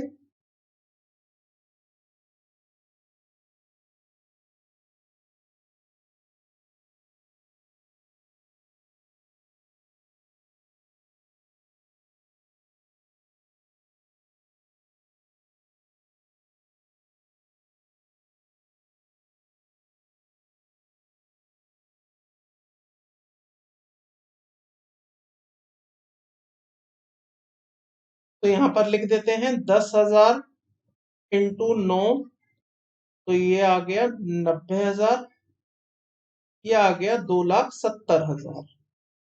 तो मैं यहाँ पर सर्कल कर देता हूं ताकि आपको आसानी रहे इनको देखने में। उसके बाद कमीशन भी लेना है क्या? हाँ जी, कमीशन कैसे है? At 2% of the turnover which was 22,500। तो यहाँ पर जो आपका कमीशन है 2% which is fixed on the turnover is ₹45,000। इस 45,000 रुपए में 22,500 पिछले साल, सॉरी 45,000 में नहीं, ये जो 22,500 है ये आपका पिछले साल का कमीशन है, तो ये आप यहां पर कंसिडर नहीं करोगे। आपके लिए इस साल का कमीशन है 45,000, और जो कि आपको बोला है इवनली स्प्रेड है, इसका मतलब हर महीने बराबर बराबर होता है। तो अगर आपको ये स्प्लिट करना हो 9:3 की रेशो में, तो आप इसे कैसे करेंगे? 45,000 रुपीज अगर 12 महीने का है तो 9 महीने का कितना होगा? फिर 45,000 रुपीज अगर 12 महीने का है तो 3 महीने का कितना होगा? कैलकुलेट कर लीजिएगा इसको भी। 45,000 into 9 divided by 12 it comes to be 33,750 and minus 45 कर देते हैं, देन 11,250। इसको भी कंप्यूट कर लीजिएगा। 10,000 इंटू 3 ये आ जाएगा 30,000, और यहां पर आ जाएगा 90,000। तो ये मेरा मीनिंग ऑफ सैलरी आ गया for 9 months which is comes to be 270 plus 90 plus 33,750, that is 393,750। और जो 3 months की सैलरी है उसमें जो मेरा टोटल आएगा वो हो जाएगा, यहां लिख देता हूं इसको, 11,250 प्लस 30 प्लस 90, 131,250। अब इस बेसिस पे मैं इसको जरा यहां शिफ्ट कर देता हूं। यहां पर जब मैंने पिछले पेज पर लिया कि मुझे 10% ऑफ सैलरी माइनस करनी है, तो पहले वाले पर आ जाएगा 10%, 393,750, और यहां आ जाएगा 131,250। आइएगा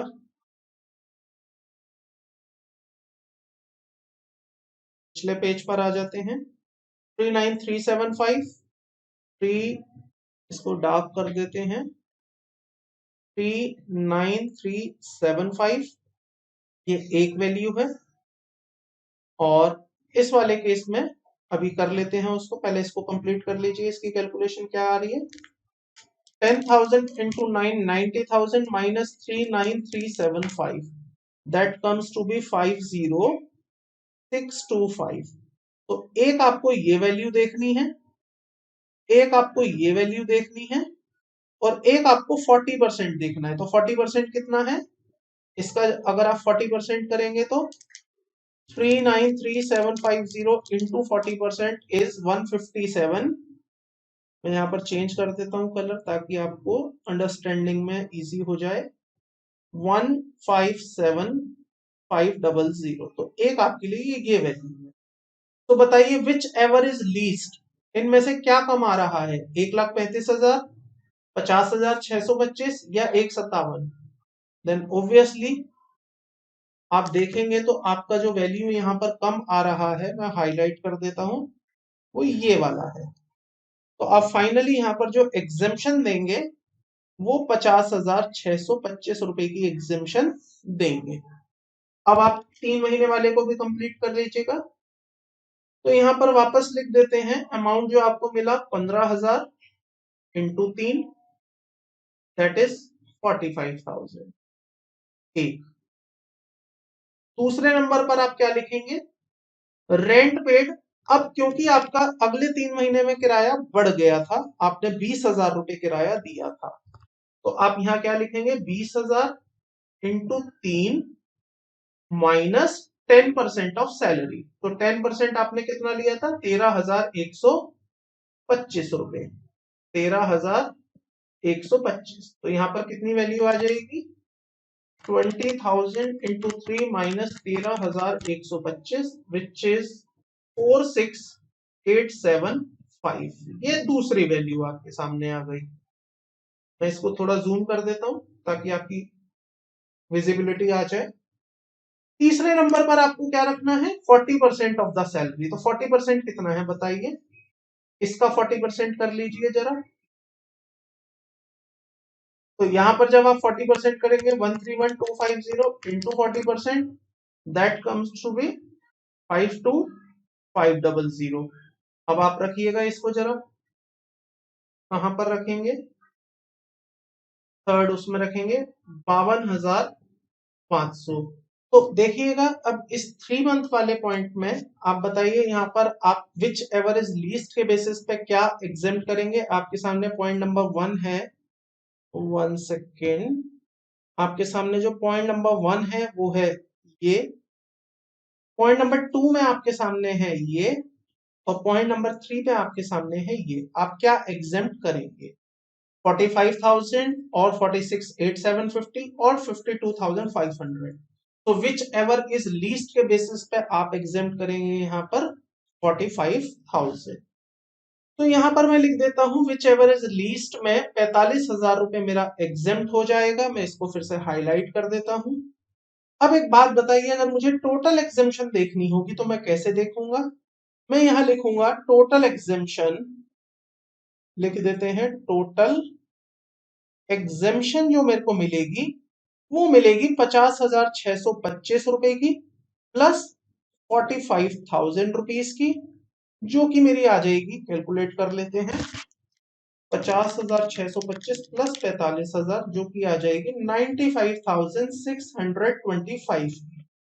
बस इतनी बात आ गई तो उसके बाद तो बाकी काम आसान है। देखिए टैक्सेबल एचआरए कैसे निकाला था हमने, हमने बोला था जो भी आपको एक्चुअल एचआरए मिला है ड्यूरिंग द प्रीवियस ईयर वो माइनस कर दीजिए exemption as per working note. तो ये मैंने आपको वर्किंग नोट दे दिया बना के।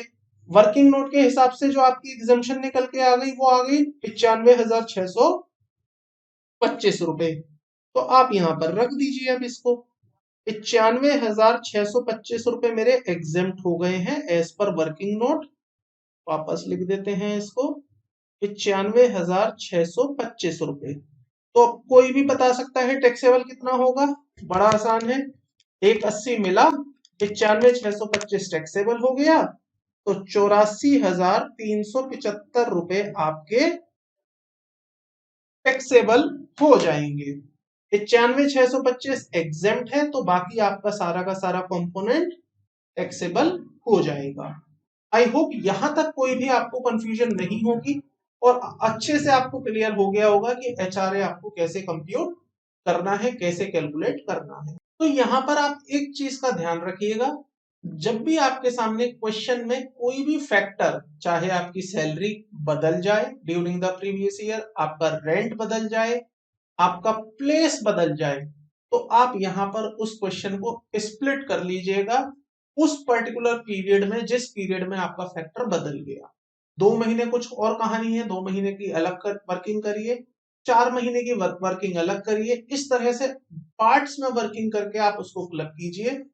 ऐसी कभी कोशिश मत करिएगा कि आप उसे कंसोलिडेटेड बेसिस पर कैलकुलेट करके अपना आंसर निकालने की कोशिश करें। अगर आप ऐसा करेंगे तो आपका आंसर गलत हो जाएगा। देखिएगा मैं यही आपको करके दिखा देता हूं। मान लीजिए आप ये कहते सर मैं 9 महीने की और 3 महीने की वर्किंग अलग नहीं करूंगा, तो क्या होता। आप यहां पर लिखते कि आपको एक्चुअल एचआरए कितना मिला, एचआरए आपको मिला 180। ये पॉइंट नंबर 1 आ गया, एचआरए रिसीव। यहां तक कोई डाउट नहीं है। देखिए एचआरए आपको कितना मिला, 15,000 रुपए पर मंथ। तो 15,000 इंटू 12 अगर हम करते हैं तो यहां पर आता है 180।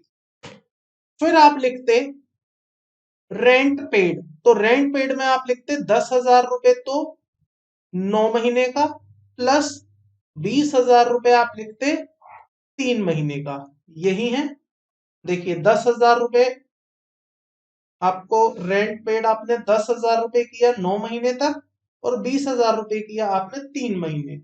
तो ये हो जाता आपका 90,000 और ये हो जाता 60,000, जो कि हो जाता आपका 1.5 लाख रुपए। माइनस करते आप 10%, तो 10% कितना करते आप, इसका और इसका दोनों का करते, 393,750 प्लस 131,250, इसका 10% आप माइनस करते तो ये आता 52,500। अगर आप 1,50,000 में से 52,500 माइनस कर देते तो ये आपका आता 97,500। अब तीसरे नंबर पर आप क्या रखते? 40% ऑफ सैलरी। तो 40% में आप क्या रखते बताइए? 393,750 प्लस 131,250, इसका 40% आप रखते 2,10,000। तो बताइए विच एवर इज लीस्ट के बेसिस पे आप एग्जामिशन कितने की देते? 97,500 की। तो यहां पर आप देखिए आंसर आपका गलत हो जाता। तो मैं इसको क्रॉस कर रहा हूं, आपको मैंने दिखाने के लिए किया। दिस इज कंप्लीटली रॉन्ग, आपको ये नहीं करना है। आप क्वेश्चन को इन अ मंथ स्प्लिट कर दीजिए, जिन जिन मंथ में आपके फैक्टर्स बदल गए हैं। ठीक है, आई होप आपको क्लियर हो गया होगा।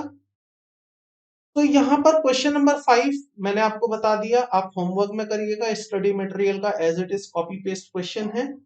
अगर आपको सॉल्यूशन मैच करना हो तो आप वहां से इसे मैच करवा सकते हैं, एल्स क्वेश्चन नंबर 6 एंड 7 मैंने आपको कंप्लीट करवा दिया है। इसके बाद क्वेश्चन नंबर 8 पर आते हैं। क्वेश्चन नंबर 8 इज इजी, इसमें कोई इशू नहीं है। अगर आप देखें तो क्वेश्चन नंबर 7 का ही ये रेप्लिका है, तो ये आपका होमवर्क ही है, इसे होमवर्क ही रहने देते हैं। अब रही बात इसके आंसर की, तो मैं आपको यहाँ पर इसका आंसर बता देता हूँ ताकि जब आप इसको घर से करें तो आप इसका फाइनल आंसर कैलकुलेट कर पाए। तो यहाँ पर जब आप इसका आंसर देखेंगे, जो पॉइंट नंबर 1 है जहां पर आप कह रहे हैं does not opt to be tax under section 115 BSC, तो यहां पर जो आपका आंसर आएगा वो आएगा 12,52,620। क्वेश्चन पूछा क्या है आपसे, ये देख लीजिएगा। क्वेश्चन ने आपसे पूछा है कंप्यूट दी ग्रॉस सैलरी, आपको टोटल इनकम बतानी है, एचआरए कैलकुलेशन नहीं बतानी। HRA is one of the part of this question, आपको टोटल इनकम बतानी है। और जब आप पार्ट बी कंप्यूट करेंगे तो वहां पर जो आपका आंसर आएगा दैट इज 13,40,000, 13,40,000 रुपए आपका आंसर यहां पर आएगा। तो अकॉर्डिंगली आप कैलकुलेट करिएगा। इसमें क्या ट्रिक है मैं आपको बता देता हूं सेकेंड पार्ट में। आपको याद होगा आज की इस क्लास को स्टार्ट किया था मैंने सेक्शन 115 बीएससी के बारे में कुछ बातें बताई थी, जहां पर मैंने बोला था कि अगर आप 115 बीएससी ऑप्ट करेंगे तो जो आपको हम अलाउंसेस की एग्जेम्पशन देते हैं, डिडक्शंस देते हैं, वो नहीं देंगे। तो इस क्वेश्चन में एक आपको अलाउंसेस मिला है and that allowances is called as HRA, house rent allowance. ये भी तो एक अलाउंस है ना। तो जब आप इस ऑप्शन में जाएंगे जहां पर बंदा कहेगा कि मैं नए वाले रिजीम में आना चाहता हूं, तो वहां पर आप इसकी एग्जेम्पशन नहीं देंगे। और यहाँ क्या होगा, जो भी आपको एचआरए मिला होगा वो आपका पूरा का पूरा टैक्सेबल हो जाएगा इन दी हैंड्स ऑफ एम्प्लॉय। तो ये एक फर्क है। आप इसकी प्रेजेंटेशन कैसे करेंगे वो भी देख लीजिए। आप यहां पर दो कॉलम बनाइएगा, एक जब वो ऑप्ट नहीं करता है नए वाले रिजीम को, और बी जब वो ऑप्ट करता है। अब आप यहां लिखेंगे बेसिक सैलरी, बेसिक उसे क्या मिला, डीए क्या मिला, कमीशन क्या मिला अगर कोई है तो, उसके बाद एचआरए। अब एचआरए में क्या लिखोगे आप, एचआरए को वर्किंग नोट से लेके आना। वर्किंग नोट में क्या समझाओगे आप, एचआरए टैक्सेबल कितना होगा, एचआरए टैक्सेबल कितना होगा, ये आप यहां पर लिखोगे। तो इस वाले केस पे क्या होगा, जहां पर वो ऑप्ट नहीं करता है नए वाले रिजीम को, मतलब 115 बीएससी को ऑप्ट नहीं करता है, तो उस केस में उसे एचआरए की एग्जेम्पशन मिल जाएगी और जो उसका टैक्सेबल पोर्शन आएगा वो कुछ कम आएगा। जबकि अगर वो ऑप्ट कर लेता है 115 बीएससी को, तो यहां पर जो उसका एचआरए वाला कंपोनेंट होगा वो थोड़ा ज्यादा होगा। तो आप यहां से समझ सकते हो कि जब मैंने उसकी टोटल इनकम निकाली है, gross total income under head salary निकाली है, तो वो यहां पर कम है पहले वाले ऑप्शन में, जबकि दूसरे वाले केस में ज्यादा है। क्यों, बेसिक सैलरी दोनों में सेम है, कोई फर्क नहीं, डीए दोनों में सेम है, कोई फर्क नहीं, कमीशन दोनों में सेम है, कोई फर्क नहीं, एचआरए में फर्क है। HRA जब मैंने नॉट ऑप्ट वाले ऑप्शन में दिया तो वहां पर मैंने एग्जेम्पशन देके टैक्सेबिलिटी कम कर दी, लेकिन जब मैंने ये बोला कि वो नए रिजीम को ऑप्ट करता है तो एग्जेम्पशन दी नहीं, जितना पैसा मिला पूरा का पूरा टैक्सेबल। तो अकॉर्डिंगली यहाँ पर इनकम ज्यादा है और यहाँ पर इनकम उसकी कम हो जाती है। तो अगर आप इस फॉर्मेट के बेसिस पे इस क्वेश्चन को अटेम्प्ट करेंगे तो आपको ये कॉन्सेप्ट क्लियर हो जाएगा। क्वेश्चन नंबर 8 स्टिल आपका होमवर्क है, फाइनल आंसर मैंने आपको यहां पर दे दिया है ताकि आप अपने फाइनल आंसर को यहां से टैली कर पाए। तो स्टूडेंट्स यहां पर मैंने आपको एचआरए के क्वेश्चन कंप्लीट करवा दिए हैं जो मेरे बुक में दिए हैं। मैं अभी भी कुछ क्वेश्चन डिजाइन कर रहा हूं या अपने मटेरियल में ला रहा हूं मल्टीपल सोर्सेस से, जो जो क्वेश्चंस मैं आपको देना चाहता हूं। तो अभी क्योंकि वो मटेरियल अंडर प्रिपरेशन है, वो क्वेश्चन अभी अरेंज नहीं हुए हैं which can be share with you. तो जैसे ही वो मेरे क्वेश्चन रेडी हो जाएंगे इन अ डे और टू मैक्सिमम, मैं आपके साथ वो शेयर कर दूंगा और आप उनकी प्रैक्टिस कर पाएंगे। तो इसके बाद देख लेते हैं हमारे पास क्वेश्चन में कोई और क्वेश्चन अगर मेरी बुक में पेंडिंग रह रहा होगा तो हम उसको ट्राई कर लेंगे। तो this is a children education allowance, इस पर आई डोंट थिंक सो कि आपको क्वेश्चन कराना बनता है। It is a very simple question, आप इसे होमवर्क में ही कर लीजिएगा। इसके बाद मेरे पास पार्ट 1 में क्वेश्चन है which is for the professional tax in the employment tax. तो इसको एक बार देख लेते हैं, इसमें क्या बात बोली है इन्होंने। मिस्टर गोयल को रिसीव होते हैं अमोल्यूमेंट्स जो कि ऐसे हैं, बेसिक पे 40,000 मिलती है। उसके बाद डियरनेस अलाउंस 15,000 है, कमीशन उनका 10,000 है, एंटरटेनमेंट अलाउंस उनका 10,000 है, मेडिकल एक्सपेंडिचर रिम्बर्समेंट उनको 25,000 मिलता है, प्रोफेशनल टैक्स पेड उनको 3,000 मिलता है जिसमें से 2,000 एम्प्लॉयर ने पे किया है। आपको बताना है एक और चीज, मिस्टर गोयल ने 5,000 रुपए आरपीएफ में डिपॉजिट किया है, उनकी कोई और इनकम नहीं है। आपको इनकी total income for the assessment year 21-22 बतानी है अगर मिस्टर गोयल स्टेट गवर्नमेंट के एम्प्लॉय हैं। तो अब इस क्वेश्चन को सॉल्व कर लेते हैं। यहाँ पर हमें एक पर्टिकुलर कोई एग्जाम्पशन डिडक्शन नहीं बतानी, इनफैक्ट हमें यहाँ बतानी है उसकी टोटल इनकम। चलिए स्टार्ट करते हैं इस क्वेश्चन को। तो देखिएगा आप इसको कैसे लिखेंगे, मैं यहाँ पर इसका आंसर सॉल्व कर देता हूं। यहां आप लिखेंगे computation of income under head salary. अब सैलरी की कंपटीशन वो फॉर्मेट है जो मैंने आपको पहले दिखाया था, आप देखिएगा नहीं, इसको करके देखेंगे कैसे करना है। सबसे पहले आप लिखेंगे बेसिक सैलरी। इसको बेसिक सैलरी कितनी मिलती है तो देखिएगा पिछले पेज पर, बेसिक सैलरी जो मैंने यहाँ पर दी है 40,000 रुपए दी है। तो आप यहाँ पे 40,000 रुपए इनकम बना देंगे। इसके बाद देखिए क्या मिला है, फिर आपको दिया गया है डियरनेस अलाउंस और कमीशन। तो यहां पर आप डीए भी जोड़ देंगे, डीए और कमीशन। कितना डीए मिला है पिछले पेज पर देखिएगा, डीए आपको दिया है 15,000 और 10,000। तो ये आपका 15,000 और 10,000 भी यहां पर जुड़ जाएगा। मैं इसको यहां लिख देता हूं 15,000 और 10,000। यहां तक कोई डाउट नहीं है। अब इसको क्या दिया गया है, एंटरटेनमेंट अलाउंस। तो एंटरटेनमेंट अलाउंस के लिए मैंने आपको ऊपर बताया था कि एंटरटेनमेंट अलाउंस जब भी आपको मिलेगा, आप यहां पर वापस आइए, मैंने आपको बोला था it is fully taxable first. पहले आप इसे इनकम बनाएंगे और इनकम बनाने के बाद आप इसे इनकम में से एज ए डिडक्शन माइनस कर देंगे। तो जो भी आपको यहाँ पर एंटरटेनमेंट अलाउंस मिला है 4,000 का, आप इसे पहले इनकम में बना जोड़िए और इनकम में जोड़ने के बाद आप इसे माइनस करिए। तो यहां पर मैं लिख देता हूं एंटरटेनमेंट एंटरटेनमेंट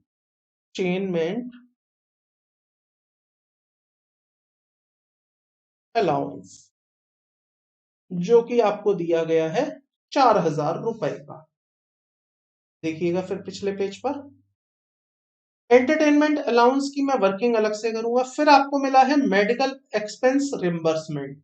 आपको याद होगा medical expense reimbursement fully taxable है, सभी के केसेस में रिम्बर्समेंट है, टैक्सेबल है। तो मेडिकल एक्सपेंस रिम्बर्समेंट यहां पर मुझे टैक्सेबल करनी है। तो यहां पर लिख देते हैं मेडिकल एक्सपेंस रिम्बर्समेंट,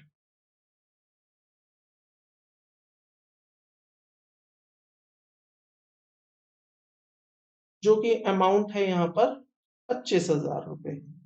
इसके बाद क्या दिया है मुझे क्वेश्चन में, प्रोफेशनल टैक्स पेड। तो ये जो 3,000 रुपए हैं इसमें से 2,000 रुपए पेड बाय हिज एम्प्लॉयर है। तो यहां पर मैंने आपको इस पर भी यही बताया, पहले आप इसे इनकम बनाएंगे, पूरा इनकम का पार्ट जोड़ेंगे और फिर उसके बाद आप इसकी डिडक्शन देंगे। लेकिन केवल वही पार्ट आपका जोड़ा जाएगा which is paid by the employer on behalf of the employee, और जो एम्प्लॉय वाला पार्ट होगा उसकी तो आपको डिडक्शन मिल जाएगी। तो देखिए जो 3,000 रुपए आपके सामने यहाँ पर एम्प्लॉयर टैक्स पेड है, इसमें 2,000 बाय द एम्प्लॉयर है और 1,000 है बाय द एम्प्लॉय। तो जो एम्प्लॉय द्वारा पे किया गया वो पार्ट आपकी इनकम का पार्ट नहीं बनेगा, जो एम्प्लॉयर ने पे किया वो आपकी इनकम का पार्ट बनेगा। तो एम्प्लॉयर ने यहां पर क्या पे किया, 2,000 रुपए यहां पर एम्प्लॉयर ने पे करे हैं। तो आप पहले इसे इनकम में जोड़ेंगे और बाद में आप इसकी डिडक्शन क्लेम कर लेंगे। तो यहां पर मैं लिख देता हूं professional tax paid by employer, जो कि कितना हो गया मेरे केस में 2,000। अब आप बताइए यहां पर ग्रॉस सैलरी कितनी आ गई। ग्रॉस सैलरी में 40,000, 15,000, 10,000, 4,000, 25,000 और 2,000 टोटल कर लेते हैं इसको एक बार। 40,000, 15,000 plus 10,000 plus 4,000 plus 25,000 and plus 2,000, the total salary comes to be 96,000। अब इसमें से आप देंगे डिडक्शंस। अब आप इसमें से देंगे डिडक्शंस। कौन कौन सी डिडक्शन देंगे आप देखिए। सबसे पहले तो आप देंगे एंटरटेनमेंट अलाउंसेस की डिडक्शन। अब एंटरटेनमेंट अलाउंस में मैंने क्या बताया, अगर ये नॉन गवर्नमेंट एम्प्लॉय है तो ये फुल्ली टैक्सेबल हो जाएगा। अगर ये गवर्नमेंट एम्प्लॉय है तो यहां पर कैलकुलेशन होगी। अब बताइए एम्प्लॉय किसका है ये, mister Goyal receive the salary emoluments, and यहां पर बताया है किसका एम्प्लॉय है, yes mister Goyal is a state government employ. तो देखिए कैलकुलेशन होगी। एंटरटेनमेंट अलाउंस इसकी वर्किंग बना लेते हैं, तो एक पेज पर आप यहां पर आ जाइएगा, working note number 1, calculation of entertainment allowances to be deducted. कि कितने की आपको डिडक्शन मिल जाएगी। क्या लॉ है यहां पर, लॉ देखिए एक बार, एक्चुअल एंटरटेनमेंट अलाउंस रिसीव। तो एक्चुअल एंटरटेनमेंट अलाउंस आपको कितना मिला है क्वेश्चन में, 4,000। तो यहां पर लिखिए 4,000। आप एग्जाम में से पूरा लिखिएगा, कैसे लिखेंगे आप, मैं लिख के दिखा देता हूं आपको। आप यहां लिखेंगे एक्चुअल एंटरटेनमेंट अलाउंस रिसीव्ड, जो कि 4,000 है। दूसरे नंबर पर आपको लिखना है 20% of the salary exclusive of any allowances benefit और परक्यूजिट। तो इसका 20% आप लेंगे सैलरी का, सैलरी में क्या क्या लेंगे, अलाउंसेस बेनिफिट और परक्यूजिट छोड़कर। तो आप बेसिक ले लेंगे, आप डीए ले लेंगे, आप कमीशन भी ले लेंगे। ये अलाउंस नहीं लेंगे, रिम्बर्समेंट नहीं लेंगे because it is a perquisite. Professional tax भी आप नहीं लेंगे। तो केवल ये तीन चीजें आपका सैलरी का पार्ट बनेगी, 40, 15 और 10। तो आप यहां लिखेंगे 20% ऑफ द सैलरी। तो यहां पर आप लिखिए 20% ऑफ सैलरी। सैलरी को आप समझाइए वर्किंग नोट नंबर 2 में। Working note number 2 salary. Salary में क्या आ जाएगा, basic plus commission plus DA, 40, 10 और 15।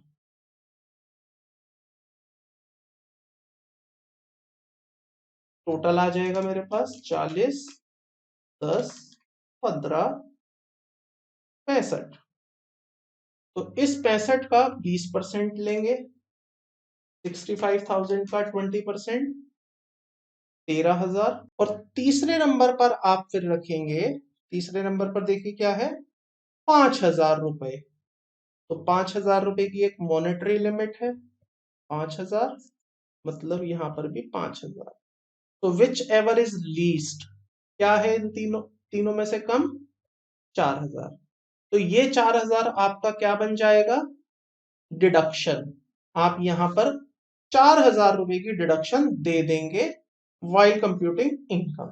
तो डिडक्शन में आप सबसे पहले डिडक्शन दीजिए एंटरटेनमेंट अलाउंसेस, यहां पर आपको 4,000 रुपए की डिडक्शन दे। दूसरे नंबर पर प्रोफेशनल टैक्स की डिडक्शन देंगे। अब आप आइए, प्रोफेशनल टैक्स क्या कहता है। अगर आपका कोई प्रोफेशनल टैक्स जो कि एम्प्लॉय ने पे किया तो उसकी डिडक्शन है। तो एम्प्लॉय ने कितना पे किया है यहां पर, अगर 3,000 का टोटल पेमेंट है, एम्प्लॉय ने कितना पे किया, 1,000, क्योंकि 2,000 किसने पे किया था, एम्प्लॉयर ने। और जो एम्प्लॉयर वाला है उसकी भी हम आपको डिडक्शन दे देंगे। तो टोटल आपको डिडक्शन कितनी मिल जाएगी, 3,000 की। तो यहां पर आप क्या करिएगा, प्रोफेशनल टैक्स की भी डिडक्शन आपको 3,000 रुपए दे दी जाएगी। और तीसरे डिडक्शन आप मत भूलिए, विच इज दी स्टैंडर्ड डिडक्शन, जो मैंने आपको बताई कि 50,000 रुपए की आपको एक डिडक्शन दी जाएगी। तो इस तरह से आपको जो टोटल डिडक्शन दे देंगे वो होगी 96। टोटल डिडक्शन 4,000 प्लस 3,000, 4 और 3 7 और 57,000। तो आपकी जो नेट फाइनल इनकम आएगी, इनकम अंडर हेड सैलरी, कौन सी इनकम, टैक्सेबल इनकम। मैं यहां फिर से लिख देता हूं इसको, कौन सी वाली इनकम आएगी यहां पर, taxable income under head salary आएगी। वो आ जाएगी A minus B, A minus B, 96,000 minus 57, that is 39,000। तो 39,000 रुपए आपकी इनकम होगी जो कि आपकी टैक्सेबल हो जाएगी। अब आप मेरे से पूछेंगे सर आपने इसमें एक चीज छोड़ दी है, यहां पर दिया था कि मिस्टर गोयल ने 5,000 रुपए का कंट्रीब्यूशन दिया है रिकॉग्नाइज प्रोविडेंट फंड में। तो आपको याद होगा प्रोविडेंट फंड के चार्ट में मैंने आपको बताया था कि अगर कोई एम्प्लॉय कंट्रीब्यूट करता है आरपीएफ में तो वो एम्प्लॉय कंट्रीब्यूशन इज एग्जेम्प्ट। देखिएगा पार्ट सी, पार्ट बी में मैंने आपको शायद बताया था वो पीएफ वाला, नहीं पार्ट सी में था, यस। तो पार्ट सी में आप आइए, यूआरपीएफ, यूआरपीएफ है, यस रिकॉग्नाइज्ड। आरपीएफ में आइए, आरपीएफ में मैंने आपको बताया था एम्प्लॉय का contribution under RPF is allowed as deduction under section 80C। उसका इनकम में कोई काम नहीं होगा, 80C डिडक्शन में काम आएगा। क्लियर है यहां तक, आई होप आपको ये क्वेश्चन भी क्लियर हो गया होगा। इसके बाद आपको इस क्वेश्चन में कोई प्रॉब्लम नहीं होगी। तो यही वो क्वेश्चन है जो मैंने अपनी और अभी तक बुक में कवर कर रखे हैं, but students I am working on the another questions also. मैं अभी उनको इनकॉर्पोरेट कर रहा हूं अपने मटेरियल में। तो जैसे ही वो इनकॉर्पोरेट हो जाएंगे मैं आपके साथ शेयर करूंगा, बहुत ही जल्द शेयर करूंगा, और उन पर मैं आपको प्रैक्टिस भी करवाऊंगा। So I will not take more than 2 और 3 days ऑन दैट पार्ट। मैं बहुत ही जल्द एक सेपरेट लेक्चर फिर आपके साथ लाऊंगा क्वेश्चंस का, जिसमें मैं सैलरी के फुल फ्लैश क्वेश्चन आपके साथ डिस्कस करूंगा। द प्रॉब्लम इज दैट मेरे मटेरियल में अभी क्वेश्चन इनकॉर्पोरेटेड नहीं है, सो मैं आपको वो क्वेश्चन नहीं दिखा पा रहा हूं। और जब क्वेश्चन ही नहीं दिखा पाऊंगा तो उनको सॉल्व करवाने के लिए मेरे पास कोई अभी रिसोर्सेस नहीं होंगे। तो जैसे ही मेरे क्वेश्चन इनकॉर्पोरेट हो जाएंगे मैं उस पर काम कर रहा हूं, वो मैं आपको एक अलग से क्लास में लेके आऊंगा और उसमें सैलरी के क्वेश्चन सॉल्व करवाऊंगा। लेकिन अगर आपके पास क्वेश्चंस हैं और आप उनका सॉल्यूशन मेरे से चाहते हैं या आप उनको मेरे से समझना चाहते हैं, तो आप एक काम ये कर सकते हैं, लाइव सेशन जो हम कल लेके आएंगे, आप उन लाइव सेशंस में मुझे क्वेश्चन दे दीजिए। क्वेश्चन देने के बाद जितने भी आपके क्वेश्चंस हैं मैं उन सबको कंसोलिडेट करूंगा। कंसोलिडेट करने के बाद आपको उन सभी क्वेश्चंस पर सॉल्यूशंस की एक वीडियो प्रोवाइड कर दूंगा। मैं रिपीट कर देता हूं, मान लीजिए आप में से 10 स्टूडेंट्स, 15 स्टूडेंट या 20 स्टूडेंट्स के कोई क्वेश्चंस हैं सैलरी हेड में, वो सब आप मुझे भेजिए। भेजने के बाद मैं उन सभी क्वेश्चंस को इनकॉर्पोरेट कर दूंगा। इनकॉर्पोरेट करने के बाद मैं उन्हीं के सॉल्यूशंस की वीडियो आपके साथ लेके आऊंगा, जिसमें मैं आपको हर एक क्वेश्चन सॉल्व करके दिखाऊंगा कि देखिए ये आपका जो क्वेश्चन था उसका ये सॉल्यूशन है। तो इस तरह का मैं अभी आपके लिए कर सकता हूं, विच आई विल डू। और अगर आप 2-3 दिन वेट कर सकते हैं तो मैं आपके साथ क्वेश्चन बैंक तो लेके ही आऊंगा इनकम अंडर हेड सैलरी का, उस क्वेश्चन बैंक को ही हम अपनी वीडियोस में सॉल्व कर लेंगे। एक अपडेट मैं यहाँ पर और दे दूं, काफी स्टूडेंट्स मेरे से पूछ रहे हैं कि जो मैंने आपको इनकम टैक्स क्लासेस का शेड्यूल प्रोवाइड किया है उस शेड्यूल के अकॉर्डिंग आपकी क्लासेस नहीं आ रही हैं। तो मैं आपको पहले भी बता चुका हूं, आई एम लेट बाय 2 और 3 क्लासेस, मतलब जो आपके शेड्यूल में आ जानी चाहिए थी वो नहीं आ पा रही हैं। बिकॉज उसका एक रीजन है स्टूडेंट्स, मैं क्वालिटी के साथ कॉम्प्रोमाइज नहीं करना चाह रहा। मैं आपको स्पीडली किसी चीज को भगा के नहीं पढ़ाना चाह रहा। मैं नहीं चाहता कि हम चीजों को बस just for the sake of reading और just for the completion of the course कर लें कि हाँ ये हो गया, ये हो गया, ये हो गया, चलिए आगे बढ़ते हैं। मैं वो चीज नहीं चाहता। अब इंस्टीट्यूट की तरफ से भी मुझे एक पॉजिटिव सपोर्ट मिला है, मैं कह सकता हूं। आपका जो एग्जामिनेशन है दैट वाज ओरिजिनली प्लान की फर्स्ट वीक ऑफ द मई में होगा, तो आपको 1 महीना मिलता प्रिपरेशन के लिए इन क्लासेस के खत्म होने के बाद। तो यहाँ पर मेरे को एक थोड़ा सा रिलैक्सेशन मिला है।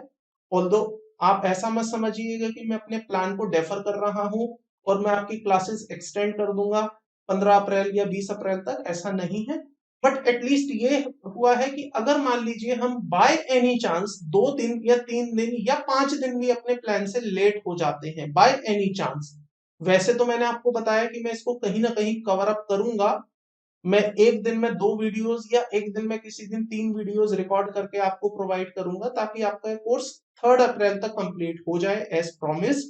लेकिन अगर मान लीजिए कभी कोई ऊपर नीचे बात हो भी जाती है, किसी रीजन से मैं नहीं भी कर पाता हूं, तो मेरे पास एटलीस्ट ये बफर है 5 दिन का कि मैं इन इस कोर्स को 5 दिन आगे बढ़ा के आपको एक प्रॉपर कंप्लीशन दे पाऊं विद अ 101% एश्योरेंस कि आपका कोई भी पॉइंट इसमें छूटा हुआ नहीं होगा।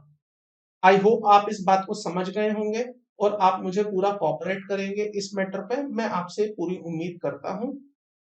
तो अगर आपकी क्लासेस डिले हो रही हैं तो आप कहीं भी ये मत समझिए कि क्वालिटी में कोई मतलब मेरी तरफ से कहीं कोई डेफरमेंट हो रही है। आप ये मान के चलिए कि मैं क्वालिटी कॉम्प्रोमाइज नहीं कर रहा हूं। मैं चाहूं तो आपको इस सैलरी का चैप्टर 3 क्लासेस में भी कंप्लीट करवा सकता हूं। पहली क्लास में मैं आपको पार्ट ए कहूं, देखो बेटा ये सैलरी है, ये अलाउंसेस है, ऐसे ऐसे होते हैं, पढ़ लेना, पढ़ने के बाद अपने आप हो जाएंगे। मैं वैसा काम नहीं चाहता। मैं चाहता हूं मेरी जो बातें आप सुन रहे हैं, मेरी जो कहानियां आप सुन रहे हैं, वैसे तो मैं कहानियां बहुत ज्यादा नहीं सुनाता हूं, बट जो एग्जाम्पल मैं आपको दे रहा हूं वो एग्जाम्पल आपको एग्जाम में स्ट्राइक हो। जब आप एग्जामिनेशन हॉल में बैठे हैं ना 3 घंटे के लिए, उन 3 घंटों में आपके दिमाग में मेरे वर्ड्स घूमने चाहिए और वो आपका क्वेश्चन सॉल्व करवाएंगे।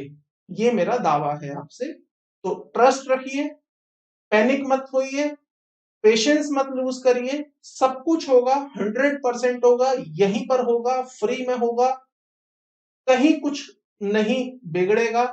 आप अपना टैक्सेशन का पेपर मैं गारंटी के साथ कह सकता हूं, आप मेरे कहने से तैयारी कर लीजिए, जैसे मैं कह रहा हूं आप वैसे तैयारी कर लीजिए। मैं आपको अभी लिख के दे सकता हूं, आप 80% स्कोर कर आएंगे विदाउट एनी इश्यू। आप मुझ पर भरोसा रखिए, आप 80% स्कोर करके आएंगे। एग्जाम में ऐसा कोई क्वेश्चन नहीं होगा जिसको देख के आप कहेंगे कि ये तो मैंने कभी पढ़ा ही नहीं था। हर एक क्वेश्चन आपका किया हुआ होगा, हर एक क्वेश्चन आपकी आंखों के सामने से निकला हुआ होगा। बस ट्रस्ट रखिए, पेशेंस रखिए, पैनिक मत होइए। आपका कोर्स भी कंप्लीट होगा, आपके क्वेश्चंस भी होंगे, आपके डाउट्स भी क्लियर होंगे। और स्टूडेंट्स इस बात को मान लीजिए, आप अभी बहुत छोटे बच्चे हो, आईपीसीसी लेवल बहुत छोटा लेवल है, अभी आपको सीए फाइनल में आना है। अगर आप सीए फाइनल में आते हैं और आपके कॉन्सेप्ट क्लियर नहीं होते, आपको बहुत प्रॉब्लम आएगी। आप आईपीसीसी मगअप करके निकल जाएंगे, रट के निकल जाएंगे, आईपीसीसी कैसे भी निकाल लेंगे आप। जैसे आप ग्रेजुएशन में हो सकता है कुछ स्टूडेंट वो 10 ईयर पढ़ के जाते हो सकता है आप आईपीसीसी भी ऐसे ही निकाल लें। लेकिन अगर आपने आईपीसीसी जो आपकी नींव है वो आपने कमजोर कर दी कॉन्सेप्चुअल क्लैरिटी पर, तो ट्रस्ट में आपको फाइनल में बहुत दिक्कत आएगी। आप अभी फोकस करिए कॉन्सेप्ट पर, एग्जाम प्रिपरेशन पर, इसके अलावा आप छोड़ दीजिए। मैं नोटिस कर रहा हूं काफी स्टूडेंट्स बहुत सारे मटेरियल पर मूव आउट कर रहे हैं। एक हाथ में वो एक बुक रख रहे हैं, दूसरे हाथ में दूसरी बुक रख रहे हैं। और इनफैक्ट आपको शायद सुन के अजीब लगेगा, कई लोग तो ये एक्सपेक्ट कर रहे हैं कि अगर मेरे 10 हाथ होते तो मैं 10 बुक अपने हाथ में रख लेता, एक सर की एक हाथ में, दूसरे हाथ में दूसरे सर की, तीसरे हाथ में तीसरे बुक सर की। बट ये सारे काम आपके बेकार हो जाएंगे स्टूडेंट्स। एक बुक लीजिए, जो बुक आपको पसंद आती हो वो बुक लीजिए, उस बुक को पकड़ के आप पढ़ाई करिए, आपका एग्जाम भी क्लियर होगा और आपको नॉलेज भी मिल जाएगी। अगर आप ऐसा सोच रहे हैं, मैं फिर आपको एम्फेसाइज कर रहा हूं, आप शायद इसका मीनिंग नहीं समझ पाएंगे, अभी नहीं समझ पाएंगे। जब तक आप 10 बुकों से पढ़ेंगे आप कुछ नहीं पढ़ पाएंगे। जब आप एक बुक पकड़ लेंगे आप सब कुछ सीख पाएंगे। यहां पर मैं कहीं भी ये नहीं कह रहा हूं कि आप 10 बुक मत देखिए, लेकिन आप ये कोशिश भी मत कीजिए कि ऐसी कोई चीज जो यहां रही हो वहां पर से मिल जाए, वहां नहीं हो यहां से मिल जाए, वहां नहीं हो तो किसी और बुक से मिल जाए। वो काम मत करिए, वो आपके लिए डेंजर हो सकता है। तो यहां पर मैं फिर से रिपीट कर देता हूं एंड कंक्लूड कर देता हूं, मेरा कोर्स 3 अप्रैल तक ही कंप्लीट होगा। मैं जी जान लगा दूंगा अपनी आप लोगों के लिए कि ये कोर्स 3 अप्रैल तक मैं कंप्लीट कर दूं। लेकिन मेरे साथ थोड़ा सा पेशेंस रखिए, पैनिक मत होइए। ये कोर्स हो सकता है 2-3 दिन आगे चला जाए, क्योंकि मैं अपने प्लान से ऑलरेडी 3 दिन लेट हूं। मैं कोशिश करूंगा इसको कवर अप करने की, बट नहीं हो पाता है तो प्लीज पेशेंस बनाए रखिएगा, मेरे साथ मुझे कोऑपरेट करिएगा। आपका ये कोर्स 2-3 दिन आगे भले ही हो जाए, लेकिन ये कंप्लीट होगा, 100% होगा। मैं कोई भी टॉपिक छोड़ूंगा नहीं, क्वालिटी के साथ कॉम्प्रोमाइज करूंगा नहीं। मेरा बेसिक फंडामेंटल प्रिंसिपल समझ लीजिए स्टूडेंट, या तो मैं पढ़ाऊंगा तो जी जान के साथ पढ़ाऊंगा, नहीं तो मैं नहीं पढ़ाऊंगा। अगर मैंने आपको फ्री लेक्चर देने हैं तो खून पसीना एक करके देने हैं, आपको एक एक पॉइंट समझा के देने हैं, एक एक पॉइंट कवर करवा के देने हैं, वरना नहीं दे। ऐसे काम नहीं होगा कि मैं आ गया 1 घंटा आपके सामने बोल गया, पेज भगा दिए, कॉन्सेप्ट भगा दिए, आपको समझ आया नहीं आया मुझे फर्क नहीं पड़ता। अगर ऐसा होता तो मैं 15 मार्च तक आपका कोर्स कंप्लीट करा देता, मुझे कोई प्रॉब्लम नहीं है। लेकिन आप ट्रस्ट करिए, मैं क्वालिटी में कॉम्प्रोमाइज नहीं कर रहा हूं, मैं खून पसीना एक करके आपको पढ़ा रहा हूं ताकि आपको एग्जाम में दिक्कत ना आए, आपको सीए फाइनल में दिक्कत ना आए, उसके लिए मैं तैयारी कर रहा हूं। तो उस तैयारी में आप मेरे साथ रहिए, कोऑपरेट करिए, चीजें होंगी, सारी होंगी, आप एग्जाम में 80% मार्क्स कम से कम लेके आएंगे। और यही वो प्लेटफॉर्म होगा, यही वो टेलीग्राम चैनल होगा, यही वो व्हाट्सएप ग्रुप होगा जहां पर आप मुझे बताएंगे sir I have scored 80%, I have scored 85%। ठीक है, कोई स्टूडेंट हो सकता है 60 मार्क्स पर रह जाए, कोई 55 पर रह जाए, बट मैं दावे के साथ कह सकता हूं अगर आपने डेडिकेशन के साथ यहां पढ़ा है तो एक भी बच्चा फेल नहीं होगा, एक भी बच्चा फेल नहीं होगा, ये मैं आपको दावे के साथ कह सकता हूं। चलिए, आज की इस क्लास में इतना ही है। मन लगाकर पढ़ते रहिए, अपने होमवर्क कंप्लीट करते रहिए। नेक्स्ट क्लास में मैं आपके साथ स्टार्ट करूंगा इनकम अंडरहेड हाउस प्रॉपर्टी।